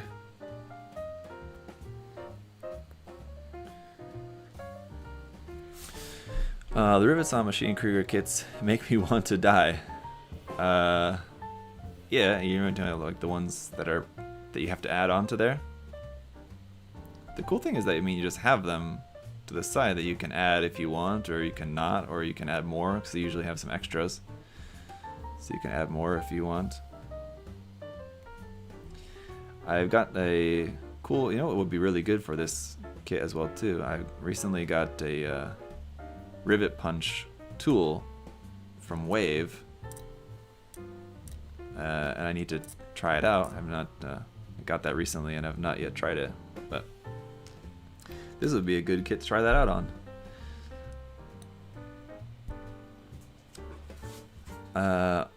on. on the White Knight, yes. Yeah, they can be a pain. Just cutting those off the runner, and it's just this super tiny little thing of plastic that you have to try sticking on there. That's where tweezers do come in handy.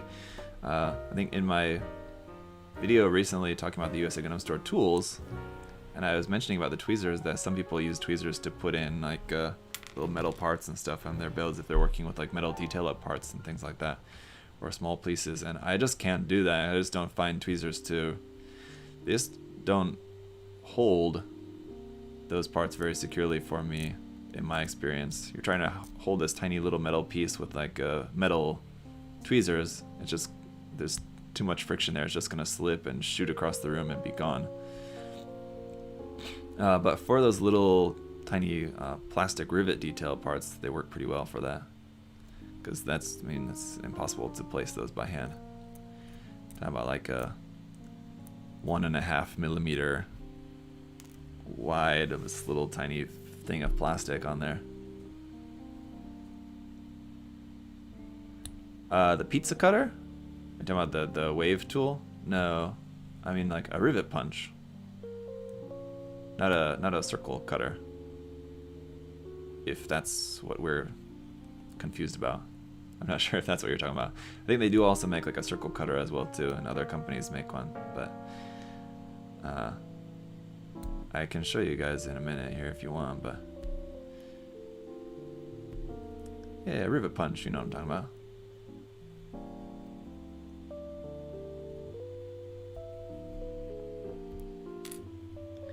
Just one of those tools that I thought probably not going to use all that often, but it will come in handy when I want to use it, and it's just like half the reason I review tools like that. And that's actually one of the next videos I've got coming up for you guys, a review on a tool review on the Tamiya electric handy drill. And these like that, and like the rivet punch from Wave and stuff, like half the reason I buy tools like that is just for making reviews. I think it's just useful information for you guys to see if you're in the market for a tool like that. It's probably not a whole lot of coverage. I mean, reviews of kits and stuff like that, obviously loads of content creators will make reviews of new kits and stuff as they come out, but for tools and things, maybe not as easy to find information about them. If you're shopping for tools and you want to get some more information, you could probably find like for the Tamiya drill, for example, I think I'd seen there's a bunch of videos about that tool out there on YouTube already, but they'd be like from car modelers or something like that, or other different kinds of modelers, not necessarily Gunpla, sci-fi, mecha modelers. So my take on the tool might be a little bit different from other types of modelers. So anyway, I like to review that kind of stuff just as a resource for you guys. Even if it's a tool that I might not personally see myself using all that much. If it's not too expensive, of course. It's something like some new God hand nippers that are just like super expensive or something like that, I would maybe not be so inclined to want to make a review out of that. Shinichi reminds me of tanks from the Metal Slug games. Yeah, it's kind of similar vibe, yeah. And if you heard earlier, like Lincoln was talking about, there could very well be some designer inspiration crossover there, that Metal Slug designer maybe got some inspiration from the earlier Machine and Krieger designs and stuff like that. Could very well be the case. Because as far as I know, I would say I think Machine and Krieger probably predates Metal Slug. Probably not by that much, but by a little bit at least. Last tool I bought was the plot plate cutter thing. It makes cutting sheets of plot plate so much easier. Is that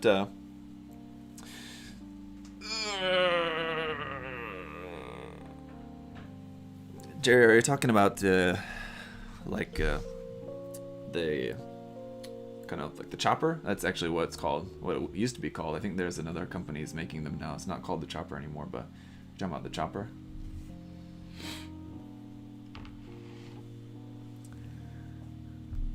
Looks like a Nutcracker, yes, the Nutcracker looks like a Bondok skirt. Yes, that was actually the reason why I painted my Bondok the way that I did, because that color scheme, or the idea for that camo pattern came from seeing that camo pattern painted on Nutcracker, actually.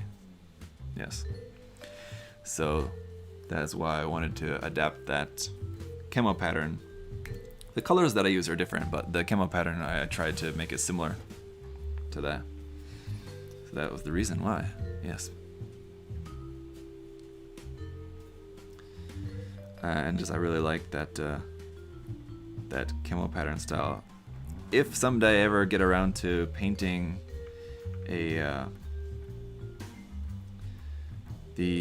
Neo Zeong massive giant HD kit, I would like to paint it in the same way, with that same kind of camo pattern, because again, it's got that same similar shape to the skirt, got that big massive shape that yeah, I would like to apply that same kind of Nutcracker style camo pattern on. Alright, so on the other build, let me just make sure that's right. Yeah, it does look right.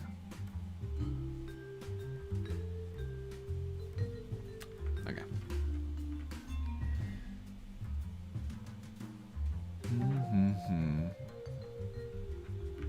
Okay. Yeah, on the other arm, that piece stayed in there really nicely, but on this one, seems like it's gonna not be quite as good of a fit in there.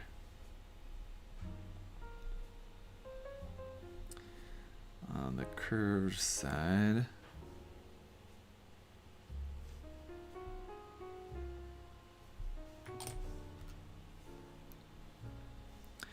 I had to pay like 70,000 yen for my Neo Zeong. Oof.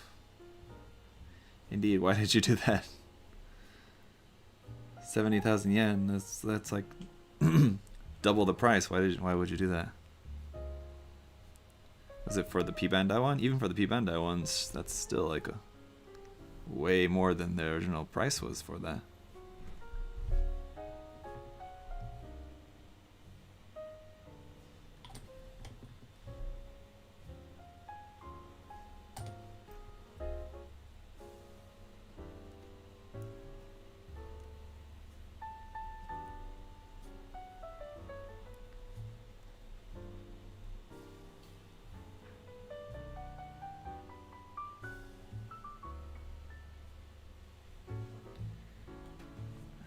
And then, so here on the front side would be the round one. You should try distressing technique on your machine career kits. What do you mean by that? Distressing technique. Sounds familiar, like I know what you're talking about, but at the same time I don't know what you're talking about. Distressing technique on my machine career kits. Distressing, you mean like the plastic or paint?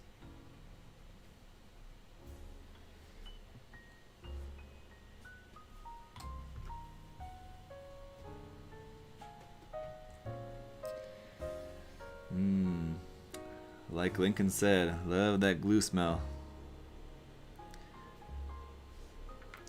Getting that sticky green high over here.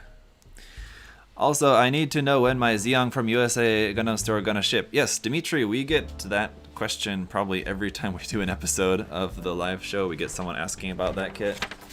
Bandai's just still not made it yet. So I know some people had reserved it on back order or something like that, or just they've been waiting for it to come back in stock, and Bandai said they were gonna make another run of that, but I think that was like right before the pandemic hit, so then they were just not able to.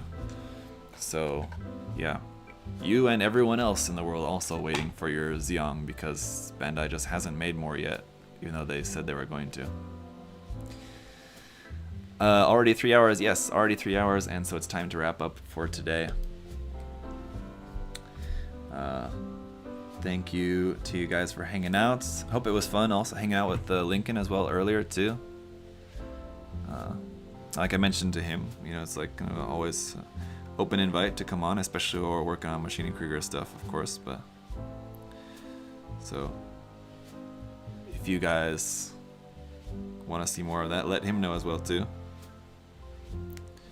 On his Facebook page, or I mean, yeah, check out his Patreon page, his website. It's a good bet for kind of links to everything just from his website and blog posts and all that stuff. But check out his Patreon page. He's on Patreon. Check out my Patreon page too, of course, if you feel so inclined. Pretty soon, we will be doing a new episode of Gunpla Critique, which is a perk for Patreon supporters too. So I know Sturgety, if you're still here, I know you submitted something for Gunpla Critique, so that'll be included. And I just need a few more entries for some more people to get in, so that we can do a new Gunpla Critique episode here in the near future, hopefully next week. Yeah, that'll be coming up soon. So yeah, check out all Lincoln stuff if you guys haven't already. But yeah, my stuff as well too. If you're already here watching, then you probably know all about all my stuff. So if you're not that familiar with Lincoln and his work, just check that stuff out.